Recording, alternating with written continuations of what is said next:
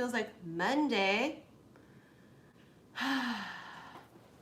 Hello. Let's see if we can get all of these messages going here. Oh, it's a new week. New goals, as they say. Oof. Nothing hits like this iced black unsweetened Starbucks coffee, huh? Oh, it just hits. Because we need to get that metabolism going, because Lord have mercy. Long weekend, and did we eat stuff we shouldn't have? We put so many things in our mouth that we should not have. Right? And I know I'm not alone in that. But anyways, here we go. You guys can see I've got all these cards out because I was doing a little something. I mean, all the cards scream union and marriage and commitment and partnership, and I mean, everything screams out. You have union here, lightning, right? Sudden, unexpected. I mean, it's just, wow. It's everywhere you look. Sparks, magic. So, I mean, I'm going to go with the fact that a lot of you guys might have some things coming in if they haven't come in already. And it's going to be quite unexpected, maybe quite shocking. But let's go ahead and reshuffle these cards. These were just cards that I was pulling off camera, just for me to feel out what the energy was. And the energy is fucked up. You know what I'm saying? Fucked up. Screaming union in the air. Now I am super excited because my 2 newest Oracle decks have arrived in Hawaii, but they have not reached me yet. I am checking the fucking tracking on it non-stop. And I mean non-stop, I'm checking the tracking. It has taken forever to get here. They come from out of country, and you know, these first 2 took a minute, but they didn't take that long. And so I truly believe in divine timing. I do. I think the 2 new decks are coming in at the exact right time. I cannot wait to rip them open and shuffle with them. And it's my Pink Potion and my Crimson Secrets oracles. I'm super fucking excited about it. But for now, we're gonna go ahead and use my midnight hour because feels like the crows have something to announce. And here we go. Told you, it's coming in. Something's coming in. So the emotions card is about feelings and being really submerged in emotions and feeling like, you know how when you're underwater, everything is distorted? This is why Pisces have to be really careful. There's almost like this Piscean energy coming in with this being our very first card, right? Emotions. I'm sorry, I'm really shaky because like I said, I'm drinking straight fucking unsweetened black coffee to get that heart rate going and my metabolism going here. So give me a sec. I'm like this, okay? Because this is not my first cup of coffee. I had my cup of coffee earlier this morning, and oh my God, bitch, I'm on one right now. I'm on this motherfucking caffeine thing. Okay, hold on. Oh, when I'm like that, it's my Gemini that come out, honey, because I got Gemini rising. But anyways, you know like how when you're underwater, things are distorted? You can't quite make out how far in front of your face your hand is. Things seem very like you're not quite sure where, you know, you see what I'm saying? So Pisces energy, whether you have Pisces in your chart, I do not. I don't really think anywhere. I mean, I have to look at my chart again, but pretty much I don't think it's anywhere. So I'm such a cold bitch. But we all can get in that emotions of, see, now this is also, you know how when you get mad or you get really sad or overwhelmed with emotions can be anything. They can be happiness, joy, bliss, but they can also be anger. It can be sadness. It could be jealousy. It could be envy, right? So this is that energy of like being really consumed by emotions, good or bad, because we don't know yet. It's the first fucking card. So being super consumed by emotions and not being very hasty in the way we speak, respond, or or shut down, because sometimes emotions, when people aren't in tune with their emotions, they shut down. And so especially people like us, I'm very non-watery in my chart, we have to be very careful because it's not a place that we're like used to being, right? So when we become succumbed by any type of emotion, this reminds me of Scorpios. Now, Scorpios are water. They live in emotions all fucking day, right? All day, every day. They can't get out of it. They want to, but they cannot. You know, Scorpios are ruled by Mars and Pluto, right? Because Mars was their ancient ruler. So they're co-ruled basically by Mars and Pluto. And Mars is god of war, right? It's chaos. And so the way to describe, you know, Scorpio, because Aries is also ruled by Mars, but Aries is the extroverted version of a Scorpio. A Scorpio is an introverted version of an Aries. Now, when you have people like that feel a lot of emotions, but they don't necessarily like to show it, Scorpios won't show you their cards. You'll know when they're angry, and that's the only thing they show. It's impulsive. So this is your reminder that if you're feeling some shit, if you're feeling emotions, good, bad, this, there, or the other, this is all about containing yourself and remembering, like, everything looks different when we're angry, mad, sad, happy, joyful, whatever. You ever have that feeling of like you say yes in the moment to something and you're like just super excited and you're like, yes, oh my God, yeah. And then later when that wears off, right, the reality of things sit in, you go, oh fuck no. So this is that energy coming in really hot for this week, this Tuesday, maybe for the rest of the month, even though we only have like 2 days left, today and tomorrow. There's a feeling of don't let your fucking emotions run your shit. We got to feel it. We're stuck in these muggle meat suits. We got to feel these emotions of glad, sad, mad, whatever. But you cannot drown in it, okay? So if you're drowning in feelings of something, you have to come up for air, because if you don't, you're going to fucking drown. Okay? You're going to drown in the emotions and then therefore make, you know, decisions and choices based on that feeling in the moment. And then when it passes and you come up for air and you breathe and you're back on sand and you're back in fucking reality, you might regret it. You might be like, fuck, I really, really should not have done that. Or I really, really should not have said that. So this is our reminder here. Mama Cray, you my only moderator right now? Is it just you, honey? Where's Joe? All right, here we go. I'm gonna continue. Hopefully my moderators pop up in case there is fuckery. The candle. Candle is really symbolic because it's about hope, guidance, and clarity. Tell me why last night, all of a sudden, I was just Googling and looking up pictures of beautiful candles and shit. Oh, there's Joe. All right, Mama Cree, you got Joe.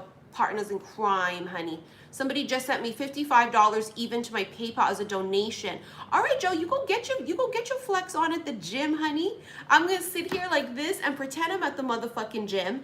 I'm drinking my black coffee because you guys know how I lose weight. I don't do it via cardio. I change my diet and I don't exercise. I know it's awful. Don't do what I do. So the candle is hope. There's like a glimmer of fucking hope. There's like this glimmer of something that like gives you this feeling of, oh my God, it's not over. It's not done yet, right? This feeling of like, I think there could be a chance. You know, it reminds me of like, are you saying, remember in Dumber Dumber? So you're saying there's a chance. Oh, that was you, Angela? That was you that sent the 55? Thank you, honey. You want to do it live here? All right, I got you.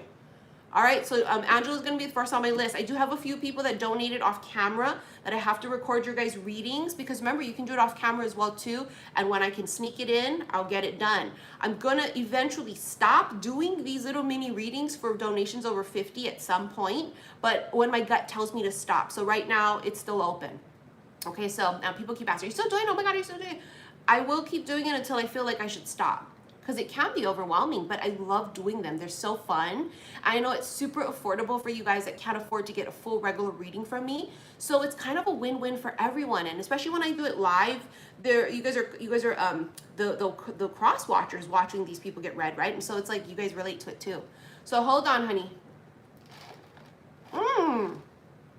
God, I wish I could say this tastes delicious. It's fucking disgusting. People who brag about fucking drinking black unsweetened coffee, you're show-offs and you're boring. Okay? And I'm so glad I'm not a part of the black unsweetened coffee club because ill. Ill. You know my mom, remember my parents are Scorpios, but my mom, she drinks her coffee black with just sugar. Ill again. I think I can tolerate more coffee with creamer in it and no sugar. I think I could tell the palate's lighter for that as opposed to the fucking black even with the sugar. It's so bitter. And honey, my soul is already bitter. This heart is bitter enough. I don't need no more bitter things. I'm already like this. Okay, so we have drowning in your fucking emotions. Don't be hasty. Don't go underwater and be all distorted like how we go when we swim underwater and we don't know where left and right is and we go all and you begin all swept the fucking way. Because why are we saying this? Because all the cards scream union, partnership, fucking soulmate, twin flame, union. Oh my God, you can't get carried away. Now I know how it goes when someone cute smiles at us or someone mysterious and they have that glimmer in their fucking eyeball, pulls you in magnetically. Bitch, you better stay on shore for a minute. And if you get swept the fuck away in the water and in the emotions, you better come up for air a little bit, honey, because it looked very different above water than underneath it. Somebody just sent me $55.55 to my PayPal. Thank you for that donation, honey. Who was that? Right? You gotta be careful, bitch. Be all like, yeah, haha, now come up for fucking water. You be all, why the fuck did I do that? Yeah, exactly, right. 5 months later, be crying as shit. Remember now, especially for us feminines, right? We have the power because we have the punani. You give that away too. So that was you, honey. Thank you, Mama Cray. Let me know how you want me to do your mini reading. Right? So we have to remember that if you give that away too soon, you're fucked. Okay? You're screwed. Because it's almost like giving someone this free pass. And at this particular vibration where we are, right, after our transformation, look at the skull, death. I told you it was Scorpio energy coming through. Something about that dark transformation a lot of you guys are going through. Collectively, a lot of you are going through dark night of the soul again. You want it here, honey? Okay, gotcha. Right? It's this dark night of the soul energy where you're going through another transformation of self, of another like ascension, raising your vibration. This is also that energy of you also going through something where, you know, you kind of been in the underground, right? In the fucking lurking in the shadows and shit, right? So we talked about this recently, that a lot of us that have been lurking in the shadows, and even if we're not going through another dark night of the soul or not going through another transformation, we are, you know, hiding in the shadows, right? We're not out there doing our thing. And what has happened recently is a lot of us have stepped outside of our fucking shadow. And we've literally poked our head out like this, and we've started taking, you know, these steps like this, boom, boom, boom. Literally, we're like fucking T-Rexes with our little arms and shit, right? And we're like these dragons coming out with these beautiful fucking wings, and you know, the dragon has the long eyelashes, and she's just doing this. But then when we talk, it's fire, rah! And they're just like, who the fuck is this? Remember, the dating road ain't gonna be the same now because the awakened women have finally decided to poke their heads out and see what's good, motherfucker. What's good. And what they're gonna find is that what's good is what we say is good. Not what it is of what you tell me it is. It's good of what I say it is because I am the ruler of my own self and universe by. Okay, they're not used to that. They're not used to that. So a lot of you are coming out of this shadow to be seen because now you're ready and you're open to just kind of feel it out. Now, nobody's saying go out there and go and try and find your husband immediately because that again is the wrong energy. That's this anxiousness and that's this energy of need and want and desperation and oh my God. You're going to peek your ass out there, look around, snoop around, take a turn around the room. Okay, go with your friend out to the restaurant and mind your business. We ain't looking for no husbands. We ain't looking for no wives. What we're looking for is a good time. You see what I'm saying? So you're not going to go out there with this expectation of, well, I'm looking for a partner because I want one. Listen, honey, your vibration is at the right peak. It will come to you. You'll manifest it. But also remember, when we manifest one, we manifest all. So like a moth to a flame, you're going to attract all walks of life. You'll attract the fucking parasites. You'll attract other dragons, which is what our goal, right? You'll attract other people that have also gone through major, massive fucking transformation, honey. You see what I'm saying? And therefore, like attracts like. So maintain your vibration of you have the pick of the litter, that I'm going out here and I'm just trying to see what's good because I want to see what's good. And if I don't like what I see, I go right back in my fucking dragon's den, in the fucking cave. I go right back to hell, okay, if that's what you want to call it. And I shall wait until I'm good and ready to come back out again. Right? The whole saying is don't come unless I call for you. And this is the energy we have peeking out like this. Now, it's not egotistical. What it is knowing your fucking worth. You hear me? Do you feel me? This is period on fucking period on Mary Had a Little Lamb, bitch, okay? Whose fleece was white as snow, bitch, okay? With highlights in it or jet black fucking hair or whatever it is, honey, your lamb hair is. Or whatever, a little bit blackberry red like mine, okay? Whatever the fuck it is. You walk out there and you control the fucking circumstance and the room. Remember? First card, emotions. You don't go meet someone and immediately go in, oh my God, I think it's the one. Oh my God, you start fucking planning your wedding. Now, I myself have my 2 weddings planned and I have no groom. But that don't mean that every man I meet, I'm trying to fit him in there. I'm trying to see, are you worthy of...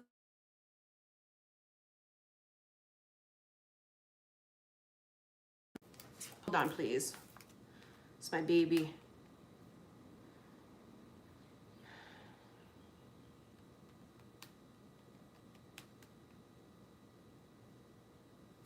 Give me 1 second.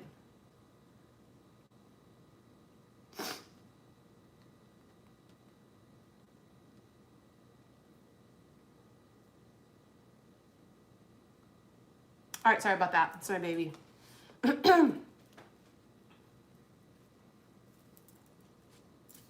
She doesn't know I'm on live right now. I don't think she follows me on YouTube, actually. I know she watches my videos sometimes, but I don't think she actually like follows me, honestly. I'm not sure, you know. I don't think it's cool to follow your mom. I don't know. But in any case, do we have to repeat what the fuck I just said? You don't go and get swept up in the emotions and oh my God, oh my God, oh my God, and everything you've learned goes out the window. You're not applying what you've learned, okay? You must apply what you've learned in every situation. This is also about life in general. It's not just talking about love. This is about everything. Listen, when beautiful things start to come to us, you don't have to just snatch it up and take it because you're so worried nothing better will come along. There's always something better if you're more aligned to that vibration, okay? This is important because if you just go right back to accepting crumbs, the universe will say, okay, this one still accepts crumbs, give them more shit. Now let's move on. So we have major transformation here with the skull. Huge metamorphosis, but also very symbolic of the bitches that were hiding out in the dark. They're coming out into the light now, seeing what's good. Let's move on. Hold on, I need another sip of this gross black unsweetened coffee. Yeah, don't be doing no splits in the air. Oh my God, I met this guy. Well, we don't know if he's gonna be worthy of the next conversation. And if they act a fool, right? When they act like fools, we let it play out. I let it play out. What does that mean, right? I just see where it goes. Like, I want to see how foolish the person is. I want to see how emotionally stable or unstable they are. I kind of let it evolve a little smidget so that I can get a good read on it. And then I either proceed or I retract. Now, what you don't do is as soon as you meet someone, you're already, let it play out a little bit. Have a little bit of air of mystery to the shit. You know what I'm saying? All right, now should we do, what deck should we do? I think we're gonna do the 8 coin tarot, I think it's called. What the hell is that? A hanged man. Ooh. In suspense. That's what I heard. I heard, ooh, suspenseful. Ooh, it's very Dick Tracy. It's very Sherlock Holmes. It's very Agatha Christie, if you will. There's this suspense that's kind of brewing around that you just are kind of not sure about what it is. You know, it's like, and that, see, and we go back to the whole mysterious thing too. You don't just go put all your shit out there and then there's nothing. Be mysterious. Make them earn conversations from you. Make them earn your presence. So, you know what I'm saying? Because it is a gift. It's a fucking present. Okay, you can respect me or not. And if you don't, you don't. But you're gonna respect me or it's a no. We have to respect ourselves first. Now, I won't just tell a person these are the rules. I mean, I will let it play out, see how they act like fools, and kind of feel it out intuitively, and either block or not or whatever. And in some situations, they cut their own line. In some situations, the trash takes itself out. But in some situations, there is more of an energy of sort of feeling it out and until it's a yes or it's a no. So the hangman here is something is in suspense. It's almost like you can feel it, but you don't know what it is. Thank you, Margot. Thank you, Joe. Thank you, Mama Cray. Why is Miss Sadie not one of my mods? I feel like you have been, no? I thought you have been, Sadie. Let me add you. Remember that time it like took away some of my moderators after I updated my shit, my YouTube? I'm gonna add you, honey. Because I swear you've always been. You never was? Oh, it's my bad. My bad. Sadie is one of our tribe members, just like Margot, just like Mama Cray, just like Joe. So here we go with the suspense. Something's brewing, but you don't know what it is. And intuitive bitches do not like to not know what it is. We want to know. Tell me fucking now. Tell me. Spirit, tell me now. You know that kind of a feeling? Somebody just sent 55.55 to my PayPal. I just saw it pop up.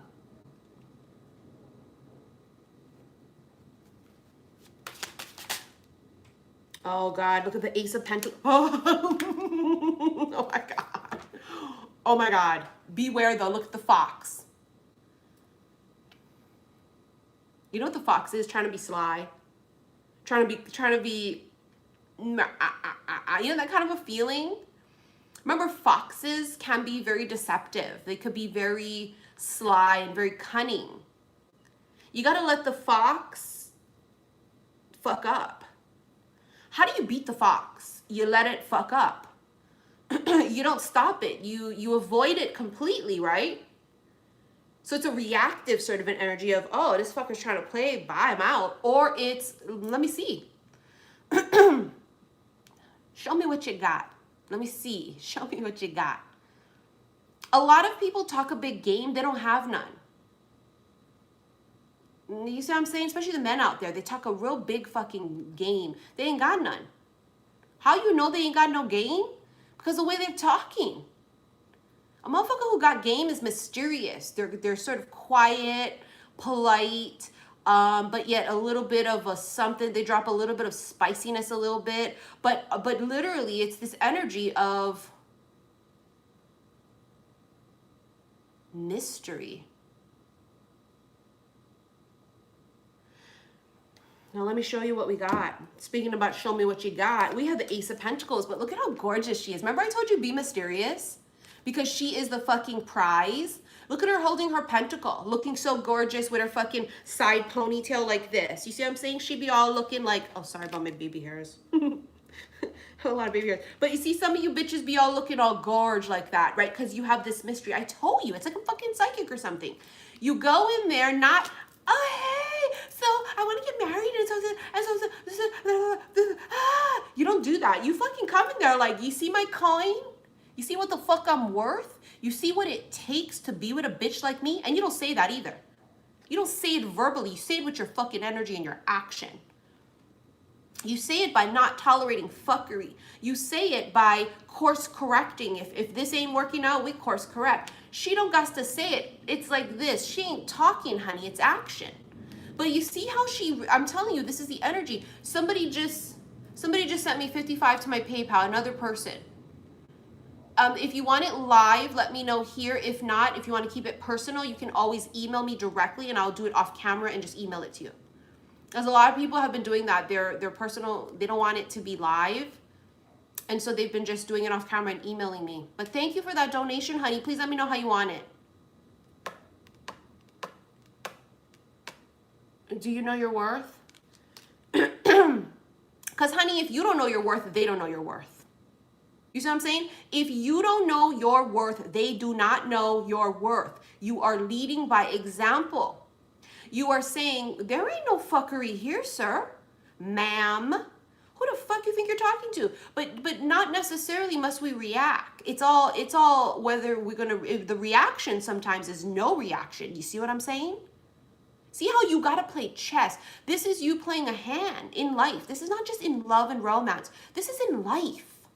Remember the first card earlier from my midnight hour was emotions. You do not get swept up in the anger. You don't get swept up in all of that shit. It makes it distorted, seeing underwater of all these emotions we can't see clearly. This is always about us maintaining our worth. Can you get excited? Yes, but keep it under wraps. Bitch, giggle off camera. Don't be telling them immediately. You know the drill. We be all texting all fucking dry. Drop the phone and be all giggling as we walk away. You be all smirking and blushing and shit, but don't let them know. That was you, honey? You don't mind live, G? Okay, here we go. Thank you so much for that donation, honey. So we have a list. Okay, so anyways, this energy of the Ace of Pentacles is she's holding the cards in her hand because she calls the shots and she's setting the tone and pace with how you treat her. Now, this is really important because you're going to meet some masculines who are going to be doing the exact same thing. We have the King of Pentacles here. So you see how their energy is actually in right around the same vibrational frequency, because bitch, it ain't personal, it's vibrational, okay? So their energy and frequency and vibration is right here because he knows his worth, but more importantly, he knows hers. You will never, ever, ever get a good connection out of someone, healthy, reciprocated, or what have you, with a person who doesn't know their worth. Because if they don't know what self-love looks like, they will never know how to love you or another person. Bitch, they can't even love themselves. If you can't even love you and treat yourself, and this is a really big deal too, okay? Someone like this, right? Pentacles, remember, grounded. They're grounded, level-headed, steady. So they do not let their emotions drown them into reacting very hastily. The more we awaken, the more we see things from a bird's eye view, and the more we're able to take a step back to evaluate things, as opposed to just, fucking popping off immediately and just boom, you know what I'm saying? What we're doing now is we're saying, let me reevaluate this. Let me make sure it's not my own emotions today reacting to this. Is this personal? Is this not personal? You see what I'm saying? That's that whole energy of it. Hold on. I'm getting fucking text messages up the ass. You know what I mean? So this is really fruitful energy because you're coming in hot as the Ace of Pentacles, as this gorgeous Empress who absolutely knows her fucking worth. And you know that you will not accept less. But also what you're doing too is you're creating this wave, right? You are literally creating this wave of inspiration, but this wave of evolution because you are setting the tone and pace with what you want and you're setting it for you, the boundaries, and you're making sure everyone else around you reacts to that as opposed to you reacting to everybody else and following suit with what they say it is and what they say they want and this, that, there, and the other. It's about a compromise of two people, but we cannot get swept away by the whole, well, but he said this. I mean, we drowned in that fucking toxic emotional shit, right? I mean, we really did. We drowned in it and we drank it and we just lived in it and we drowned. We were distorted in emotions. We didn't make the right choices. We just lived just horribly like that, right? Not being very grounded and steady and stable, right? So this Ace of Pentacles energy right here is someone who is, she just knows that like I'm not in a rush. I think there's something really beautiful about the energy of not being in a rush, but also not totally procrastinating, right? So there's this beautiful organic energy of feeling it out and taking it slow. And even if it ends up just being something that doesn't work out or something that ends up being more friendship or casual, there is still this organic energy to the growth of things, you know? And I think that's really important because when we rush, what do? We miss the steps sometimes. See what we've learned? Bitch, apply what the fuck you've learned.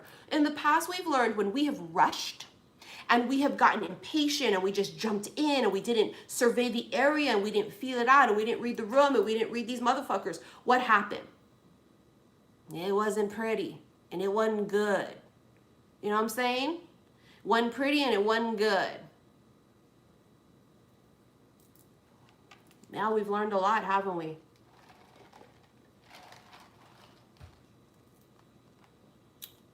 Yes, we fucking have.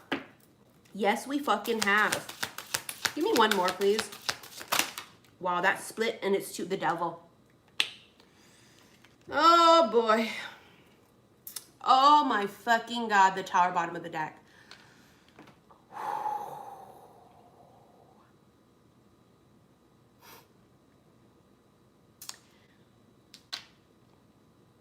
Did you see the 2 cards I posted as my thumbnail that I got earlier off camera from my midnight hour deck? Which is back for pre-sale if you guys have missed the orders for pre-orders. All 4 of my Oracle decks are back up for pre-orders. I shut it down forever. I just wasn't accepting anymore. And as I'm using the cards, people are like, oh, I need that fucking deck. If you go to my website, they're back up for pre-orders. All 4 of them. Obviously, I don't have my 2 newest ones, even though they're in Hawaii per the tracking. As soon as I get them in my fucking hands, it better be tomorrow because that's what the tracking says. I'm going to bust them open, sage them, and we're going to go for fucking days on them. I cannot wait, you guys. I'm so excited about the 2 newest ones. I have begun working on a 5th one, which is about the characteristics of a partner, because sometimes we want to know. Bitch, tall or short? Bitch, blonde or dark hair? You know what I'm saying? Talkative or elusive? Like, we want to know. And so I'm going to work on my own fucking deck about that, because I think it's going to be super helpful for us. And so that's going to be my 5th deck coming out, which I've just literally started doing last night, looking for the pictures for them and stuff. But anyways, you have the devil. Knock, knock, let the devil in. What is the devil?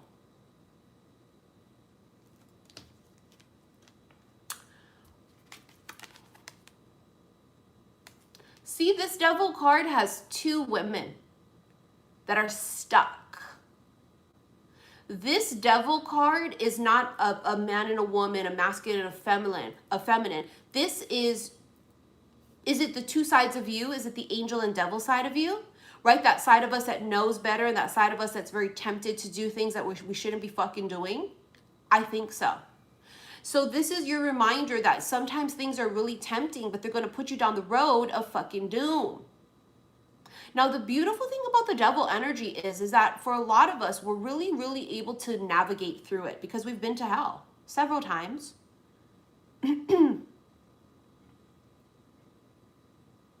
And we're just able to be really, like, I don't know, we have willpower. Like I don't got willpower to not eat chips. Chips and ice cream is my fucking thing. Bitch, I don't got the willpower for that. Bitch, I want to eat sushi sometimes. I ain't got the willpower to be eating healthy. You should see my fucking ice box. It is filled with healthy shit and I am disgusted. I just feel like I want to detox a little bit. So I'm going to probably be water fasting again soon because it's been a minute since I water fasted. You guys know I'm really nervous about that energy because remember last year I had that whole thing where I couldn't eat for a really long time, like 3-4 months. I couldn't fucking eat. No, it wasn't that long. It was like 3 months. 2 two and a half months I couldn't eat. Remember, I lost all that fucking weight. And yes, I have gained some of it back, which I'm trying not to gain it all back. But I don't know, I have this weird feeling of like eat healthier. So I literally last night was washing romaine lettuce, cut the fucker, was washing it into, it was like I was washing panties in the sink in a colander. You ever like wash fucking pantyhose and nylons back in the day? You'd be washing. Remember back in the day we used to wash it, hand wash the shit, hang it up. That's what I was doing with the damn romaine lettuce. Tell me you owed without telling me you owed. Bitch, I was washing the shit out of that romaine lettuce and hand drying them like this and shit like that. I mean, and so because that's what I'm gonna eat. But in any case, I forgot what I was talking about. Oh yeah, the devil. I don't want to show it to you too closely because I'll do this because I don't want them to take away and make it 18 and over. You see how there's a pentacle on the devil's forehead? See how they're both holding a pentacle? It's mental telepathy. Mental telepathy is a bitch. Why is it a bitch? Because it's dangerous. I mean, I'm very good at reading people. But remember, I'm evolved, so I let the shit play out. I pretend like I don't know what they're doing, even though I know. I just want to see what they're doing and how stupid they are. It's comical sometimes, it's entertainment, but also sometimes I just don't have the energy and strength. And you know, you don't address everything that happens. If people throw stones, you don't address every person that's throwing stones. And so, but there's something here about the third eye. There's a connection with the third eye, with each other. So it's mental telepathy, which is why there's a connection, right? The devil can be about restrictions. It can be about addictions and such. But in this particular case, there's this thing about the mental telepathy keeps you guys almost connected. Now, the devil can symbolize obsession. Borderline obsession. Yeah. I don't want to love if it's not borderline obsessive. I can't be in a romance where it's so practical and logical and so, I don't know, like, you know me, I need a little bit of chaos, but not the kind of chaos that's going to be horrible and disruptive, you know, like I need like there to be like a storm that rips through and does its thing like storms do and then leaves and it's a beautiful sunny day. I don't want toxic, I don't want karmic repeat patterns of abuse verbally or physically. We don't want the cheating, we don't want the mind games, but I do need a little bit of agitation in my life because I'm an Aquarian and I'm ruled by Uranus. And so Uranus is the planet of sudden change. And so even though I hate sudden change, I have this almost need for a slight bit of chaos. And so that can also be contributed because I have a Capricorn moon, and Capricorns are very steady and very grounded, but at the same time, I need a little bit of agitation. I don't know, I just need that. It's a little bit of a storm, you know, I just need that little bit of that because I don't know, it's what I like, it's what I need. So this is being very balanced and grounded in something that could be slightly obsessive. And why would this be okay to entertain now, right? Because you can just feel that, oh my God, I think it'll be obsessive. Because now we know better than to drown in emotions. And now we're holding our head above water and we're going back on the shore and we're grounding ourselves, right? I like to look at it back on the dating scene as if you were at Disneyland. And at Disneyland, you know, there's different rides that you get on. And while you're on the ride, you have no control really, right? And you're just kind of going with the flow. Jesus, take the wheel. Universe, take the wheel. And you're going up and down and just crying and tears and laughter and excitement and fear and thrill and all this stuff. And then what do? We get the fuck off the ride. Balance ourselves again. Breathe. Back to yourself. Right? Chilling, we good, we all right, we balance, okay, reevaluate, okay. Do I want to get back on the same ride? Do I want to get on a different ride? There's this willpower that comes when we are at this particular vibration. And the willpower is that I will get the fuck off the ride. I will go above water to breathe, to see things clear, not just get sucked up in emotions or sucked up in somebody's sweet fucking words. I think it's comical that men nowadays think they can sweet talk bitches like us. Because they don't know I'm psychic, right? They don't know that. they don't know that I do this. And the ones that do know that I do this, and even more so to act like that, that really shows their ego. And they don't know that I can read it like a book. So I think it's really comical and it's hysterical to see what's available out there, and it's not great. In case you're wondering. Where the dragon's at though. Anyways, the tower is here, right? Look at this motherfucker looking like Jesus. Oh, hell no. Last night, the Jesus energy was non-fucking stop. I'm watching True Blood, right? And you know me, I never watch things when they're in the height of popularity. I'm an aqua. We never ever do things that everyone else is doing. If everyone goes left, we go right. So during the height of True Blood, I never saw it. Never, ever, ever, ever, ever watched it. And I started watching it a couple days ago. I was like, you know what? I'm obsessive in the way, like I like to watch things and I get really consumed in it. So I was watching House and I got a little bit distracted from watching House. And so I was trying to find something new. My baby girl started watching OC, which you guys know, bitch, we used to love OC. You know the intro? Oh my God, bitch, take me back, okay? But so I was watching that for a little bit, but I think I'm gonna wait and watch that with her. But I started watching fucking True Blood. Never seen it before. And last night's episode was the episode when her fucking brother went on the damn religious church thing. The retreat. Remember, he went on the fucking retreat, the church thing. Fucking hysterical. But then it was all about like being the light and seeing the light and Jesus this and oh my God, the children of light and God else. And I was like, oh my God, why is Jesus coming through heavily? So first of all, the tower is something that comes in very disruptively, right? It can be this sudden, unexpected. Remember, we had the lightning card earlier from my midnight hour. I posted it on my fucking thumbnail. Thunder, lightning, storm. Lightning is suddenly and unexpectedly. So the tower here, because they're hit by lightning, right? They get hit by lightning. It's a shock to the system. It's almost like Caesar Milan with the dogs, okay? This is, though, that feeling of utter shock. Hold on.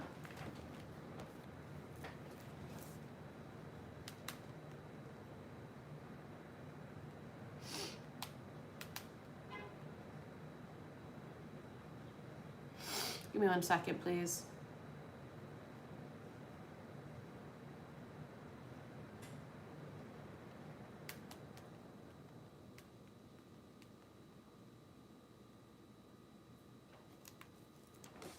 All right, hold on. So this could be something that's happened suddenly, unexpectedly, out of left field. And it could leave you feeling very stunned, but let's get back to this damn Jesus energy. So this is the Eight of Cups. The Eight of Cups is a card of walking away from things that are very unfulfilling. You guys might be meeting a man, a masculine, who's tired of the shit that they've always done. They might be tired of the shit that they've been entertaining, because the Eight of Cups is walking away and leaving behind things that are not fulfilling. Now, this does give the vibration of being saved, because if you look at the card itself, right, like I said, it looks like Jesus, and he's looking up at this eclipse. That's a fucking eclipse that he's looking up at. It's the sun and the moon. And as we know, eclipses are very rare. It's a phenomenon. And, you know, there is that story that, you know, the sun and the moon, right, they never meet, and it's star-crossed lovers. And when they finally get together, it's like this feeling of like, holy fuck, and the whole world stops and stares, because it's like, holy fuck. And, you know, one of my favorite fucking stories is, you know, the one where the quote starts off saying, tell me the story about how the sun loved the moon so much he died every night to let her breathe. So can this be a masculine that is now finding himself because they see you and they see that you are not like everyone else, and that you have standards, and that you are someone who's been through the process of awakening. And so your light is magnetic. Your vibration is magnetic. It actually can, remember we talk about energy is contagious. So if people hang around with us long enough, we're gonna start making them believe that there's more in life by just showing them the way we live. And by the things we say in our outlook on life, it is contagious. energy is contagious. This is why you got to be careful who the fuck you be entertaining, okay? You cannot just be entertaining everybody ass, because why? Because some people's energy is gross and fucking toxic and yuck. And therefore it can transfer on you. You want to get karmic cooties? No, you don't. We did all this work to purify ourselves. We did all of these years of celibacy, and we did all of these years of healing and of rejecting crumbs and of standing in our truth and our power and of trying to cope with the fact that a lot of us, what we did, we talk about this all the time, right? Is we didn't have the luxury to heal when we should have been healing. When we got out of really bad toxic relationships, I was in it a decade, bitch, 11 years. And when we got out of that and we were on our own and we had to make our own money and find our own self and take care of our children or our kids, we didn't have the luxury of healing. We had to heal just enough. It reminds me of like you gotta go, you gotta work, you gotta go. So you put a Band-Aid on something, you just fix it up temporarily. Right? What we did was temporary fixes because we didn't have the time or luxury to just go and heal. Take a retreat, heal, not do anything. We had to hit the ground running. We had to make money. We had to provide. We had to wipe the tears. We had to, put on a brave face because people were depending on us. And for me, not only was it my child, but it was also what I do for a living. We talk about this, and if you guys watch my really old videos from the apartment on the beach, you'll see that in some of the videos, it starts and my eyes are really glassy and watery and red and my nose is red because I had just finished bawling my fucking eyes out and had to hurry up and jump on and come and give this message and speak life into people. And I had to motivate and I had to inspire, and through that I inspired myself. And so what we did was we kind of cut a little bit of corners through our own healing. I healed through this, right? And I also helped my clients. My clients' worlds were falling apart, and I had to wipe my own tears and put my falling apart life on the side to be able to help, because I am a light worker. I'm a healer. I cannot heal you. I can only help you. I can only help provide the tools. You gotta go fucking heal yourself. But you know what I mean? So a lot of it is us finding these little pieces and areas and cracks of, it's like going through your closet and being like, oh my God, this is still here. Why is this still here? I thought I got rid of this. I thought I donated it. I thought I threw it away. And I think slowly by slowly, we're cleaning everything out. And right now, because we have purposely, the past year or two, especially during the pandemic, it really was the universe giving us this chance during this horrific situation where I can't even remember the amount of people that have died from it. It was huge. The numbers were so huge. It was devastating. During such a devastating time, the universe actually gave the world a chance to stop and heal. A time to stop and breathe. Isn't that insane? I mean, you want to talk about tower energy? That was tower energy. That was the universe coming in and intervening. Now, we don't want to get into the specifics, right, of these conspiracy theorists of how it started. It was man-made. I don't want to get into how it started. I know it wasn't started in a good way. That's what my gut tells me. But beyond that, the fact remains is that it happened, period. Unfortunately, it happened. And during that time period, collectives being able to stop, pause, and heal, because we didn't have that fucking luxury.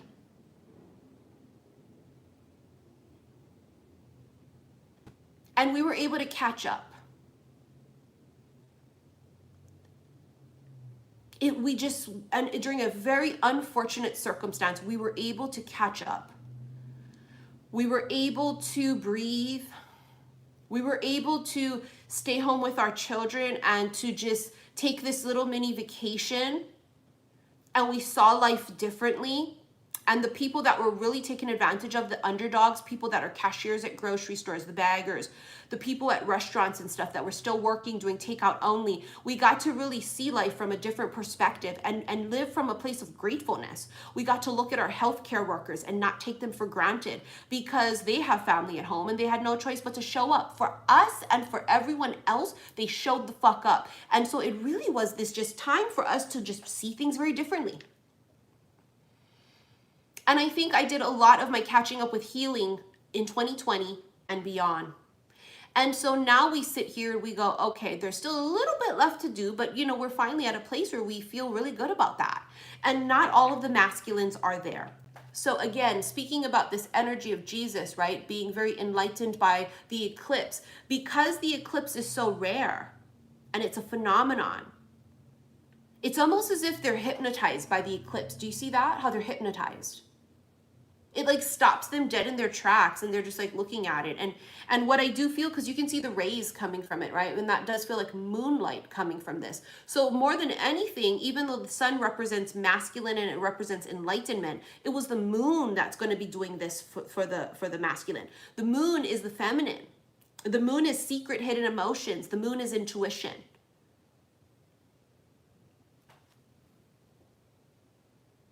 See that?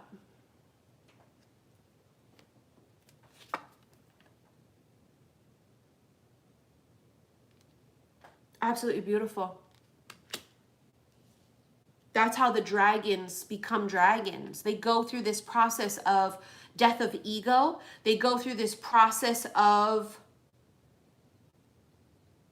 deep transformation. We go through this process of looking in the mirror and facing our demons. We go through this process of acknowledging and becoming self-aware of our flaws. And we all have them. And anyone that tells you any different, they're fucking nuts. We all have things that we need to work on. We all have deep-seated issues, whether that's from childhood, whether that's from past life, right? We all have these issues, whether it's because we were in a horrible relationship, we have mistrust issues, we've been cheated, we've been abused, whatever the fuck it is. You see what I'm saying? This is that type of an energy of looking at yourself and saying, I fucked up, and I don't want to keep fucking up. And this is how it happens. The awakening happens. You get this call. Knock, knock. It is this thing that comes to us via external circumstances, via the tower, meaning you lose your job, you get cheated on, the rug gets pulled out from underneath you. Externally, not you doing it your fucking self. We do a really good job at fucking our own shit up, don't we? We really do. You ain't gotta fuck up me, okay, honey? Because I know how to fuck me up, okay? Like, I don't need, please trust me. You know what I'm saying? Like, it's my day, I shall ruin it myself. And I'm good at that, okay? So you don't gotta fuck me up. But this is universal. This is things happening outside of our control very suddenly and unexpectedly. And it is course correction. Don't let the tower fool you. The tower is powerful and it is a gift, but it doesn't feel like it in the moment. It's redirection. It's course correction. The tower can be this sudden lightning bolt. Boom, it hits you. Shakes you awake. Cracks you the fuck open. And it could be different for everybody. For some people, it was losing their job, losing a loved one. For some people, it could be that, you know, there's this crisis that happens with money, or it happens with, you know, love, or whatever it is. There's a fucking crisis that happens that the universe put into action or place. Now, sometimes the tower is our own shit that we've procrastinated about. I'm an Aqua. I am the biggest procrastinator known to man. I am the biggest procrastinator because why? As Aquarians, we're visionaries. We do it in our head. I've already done it in my head, and it was so realistic that I did it in my head that I don't want to wash the dishes, because in my fucking head, I washed the dishes and I felt every second of it. I felt the water and the scrubber and the suds and I literally not just thought about it, but I thought about it and went through the actions of it, and it was so realistic for me. And so answering messages, you know what I'm saying? And so this is also about the energy of, like, we read a message and we respond in our fucking head and we don't actually respond, right? Or I'm a procrastinator. Like, if I don't put my shit on, you know, auto pay, I won't pay it, because in my head I paid it and I forget, and then I'll get the text like, oh my God, I didn't fucking pay it. So, you know, it's just that kind of an energy for me as an Aquarian that sometimes that's why people think Aquarians are dizzy. We may come across airheaded, depending on what else you have in your chart. And it is because we are in our heads. We are thinking of 7,000 different things in our head because we are thinkers, we're visionaries, we are calculating, we are weighing pros and cons, we are analyzing, we are strategizing. Everything is happening here that you're talking and I hear you talking, but I'm not registering what you're saying because I'm having all this in my head. And only other air signs can really relate to this. You know what I'm saying? Because it's difficult when it's just all here. Now, water signs is all here. They're feeling, they're feeling, they're feeling. Oh, fuck, they're feeling, they're feeling. Fire signs too, they feel. Fire is fire, fire, action, movement, this, that. So fire signs is the same thing. They're action oriented, right? They're movement, action. It's that movement, movement. Not us aquas, we're still. Why is this still going on?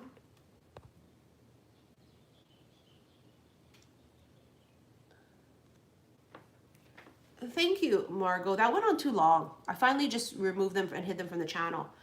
I don't like weird shit. Don't come on here and try and be fucking a prophet. Don't come on here and try and be vague. Go on your own shit. Start your own fucking channel. Don't come over here and be weird. We're just trying to chillax for a little bit. It's Tuesday. We tired. We want to laugh. We want to be enlightened. We want to be motivated. Get the fuck out of here with your weird shit. If you're new here, this is a dictatorship. This ain't no motherfucking democracy up in my shit on my channel. You understand what I'm saying? You come correct, you be fucking respectful, or you get the goddamn boot. You see what I'm saying? Get the fuck out of here with that shit. Don't be playing that shit. Don't be wasting everybody's goddamn time right on the motherfucking parade. Don't be coming over here trying to piggyback on me and ride my coattails saying, would you want a reading? Come and check me out. That's rude. And no. Now let me move on. Who was my first person to do a private reading, mini private reading, please? So I get all goddamn upset and I'm drinking this fucking black unsweetened coffee and I'm not in the mood, honey, to get upset, okay? My heart rate already up. Shit. If you're new here, don't play that shit. You go somewhere else where they're so love and light, love and light, love and light, they let that shit slide out. This is love, light, and dark and everything else, honey. This bitch is balanced up in this motherfucker. I'm balanced with the light, I'm balanced with the dark. Don't play that shit here.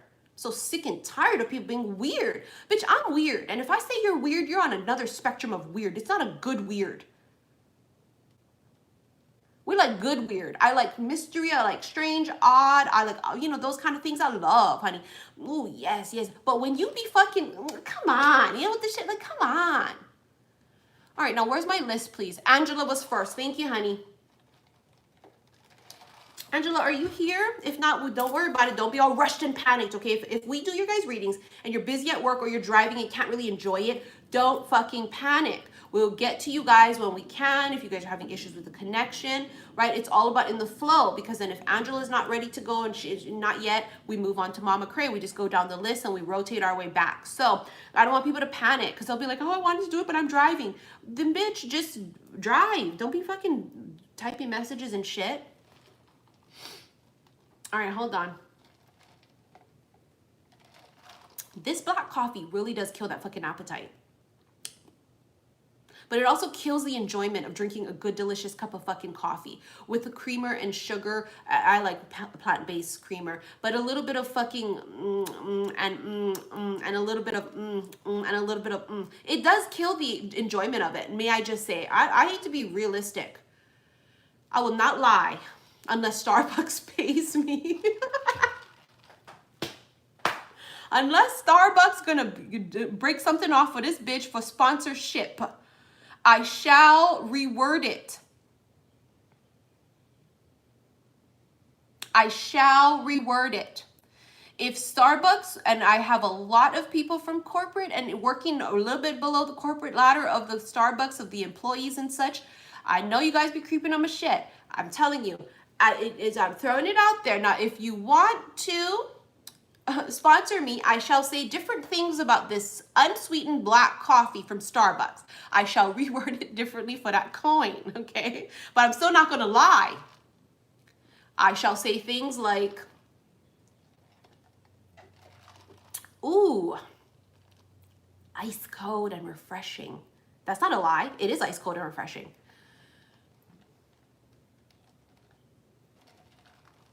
Ooh, dark roast. Let me shut up and save it for when the day comes that I'm sponsored and I don't want to give it all the way for you bitches. Let me go. Let me save it. You know, we gotta leave a little for a mystery, honey. You know what I'm saying? Let me not give away all my tricks. Somebody just sent me a donation, 55.55 to my PayPal. Thank you for that donation. Let me know who you are. So we can either do it live here or off camera, and I'll send you the link. Told you when I was young, I took acting classes. I'm awful at it. I could never be an actress because I laugh in serious situations. In real life, I don't think anything's funny. People probably think I'm like the most rudest fucking bitch when I'm shopping. I have people that see me in like Costco and like at freaking the grocery store on the rare occasion that I step out of my house because, honey, I have anxiety. I don't like to leave my house. And they're like, I wanted to say hi, but you looked mad. Honey, I always look mad. Even when I'm happy, I look mad. When I'm mad, I look mad. But when I'm mad, you'll know because I can't speak. You know when I'm able to like fucking go off and I'm going da, da, da, da, da, da, da, with my sharp tongue, I'm good. When I can't even formulate words and it sounds like I'm being extra cool and calm and it sounds like I'm just not really reacting or saying anything because like I'm just not going off, that's the danger zone. That's that red zone, honey, because it's like I'm just like it's that, you know, when you hit that point of shock already and like now it's just the fucking needle's going, I can't even think, I can't even speak, I can't even talk. So it actually looks like I'm being really, really overly calm, but I'm doing 7 things at one time. I'm trying to evaluate the situation. I'm trying to reread it. I'm trying to make sure I'm not overreacting. I'm trying to whatever, but at the same time, I'm trying not to fucking freak out. But I'm also trying to like contain myself like that because because I'm about to fucking blow, and you know what I'm saying? It's right that moment before I'm gonna blow, but it ain't with words. And so everybody always says, well, you're always mad on your channel. That's impossible because I'm speaking on my channel, and then when I'm not speaking, bitch, then I'm motherfucking mad, okay? Get it straight or don't fucking judge. Now let's move on. This is for Angela. Angela's not here, y'all. She didn't respond. So we're gonna do Mama Cray, right?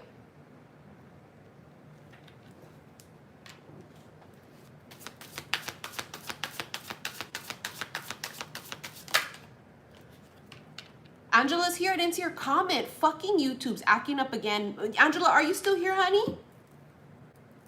Let me make sure before I start reading this very first card. Bro, we might have to take a pee break too because I'm sucking down that damn ice cold black coffee. Oh boy, we might have to take a little bit of an intermission, bitch, because I can feel the pee accumulating. I can feel it coming in the air tonight. I've been waiting for this moment. I can feel it, honey. That, and then you know when you be drinking Starbucks coffee and you pee, it smells like a Starbucks drink. That's how strong the shit is. Folgers don't do that. See, I still don't see her comment. Is she still here?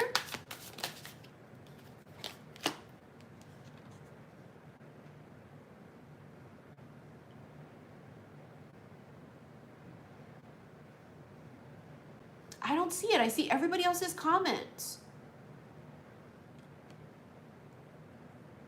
She commented earlier, but when I'm actually doing the reading, I want them to be like, I want to know that they're available because then I can kind of tap into their energy a little. If not, I can just do it later. There she is. Okay, now here we go. Whew. Okay, so our very first card here for Angela is 8 of Swords. Somebody just sent me 55.55 to my PayPal. I just saw it pop up. Thank you for that donation, honey. Now for cross watchers, this is for you guys as well too. What is a cross watcher? You doing this right now, bitch. Because you know what ends up happening? The numbers plummet. They dig out. They rewatch it later. They go, oh, you know what? That reading you did for so-and-so really resonated. Fucking duh, bitch. That's why it's called cross watcher. Don't overreact and freak the fuck out because it's not, you think it's not for you. This could be very well for you too. Okay, fighter jets. Ooh, I haven't heard fighter jets flying around in a long time. You know, in Hawaii, we have all military. All right, here we go. It's like an air show.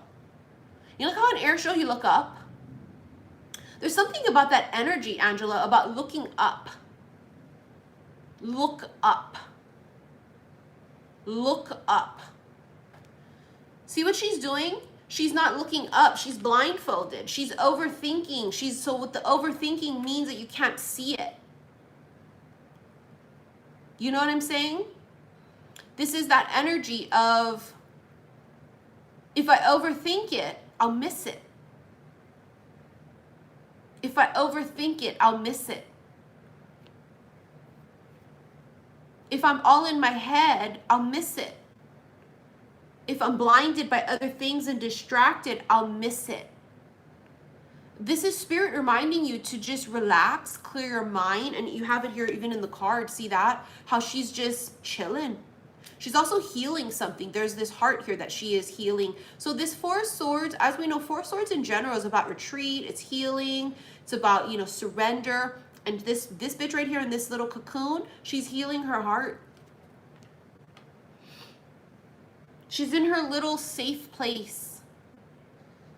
It's not time yet. I'm hearing it's just not time yet. It's not time yet. You'll know when it's time. You can't miss it. You can't miss it. It'll be as loud as fighter jets at like an air show. You'll be like, what the fuck is that? You can't miss it.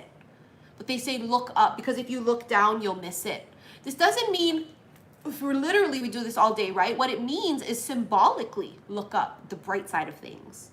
Don't get distracted and submerged by the low vibrational shit. Don't get submerged into the overthinking and the despair of it's not going to come, it's not going to happen. Thought it was going to happen, it didn't fucking happen. This is about looking up and looking at the bright side of it. When we look up, bitch, you look up, because if you don't, your crown fall the fuck off. So bitch, look the fuck up. Graceful as shit. Because if you look down, that motherfucking crown falls off. Now the Seven of Cups is here as well too. See, this is about choices and options and having to choose. I think in the future, honey, in your next cycle, I really do feel like that cycle is coming for you around like the late part of summer, rolling into autumn and fall. And I think you're going to have another cycle that pops up right there. Oh, here we go with this asshole.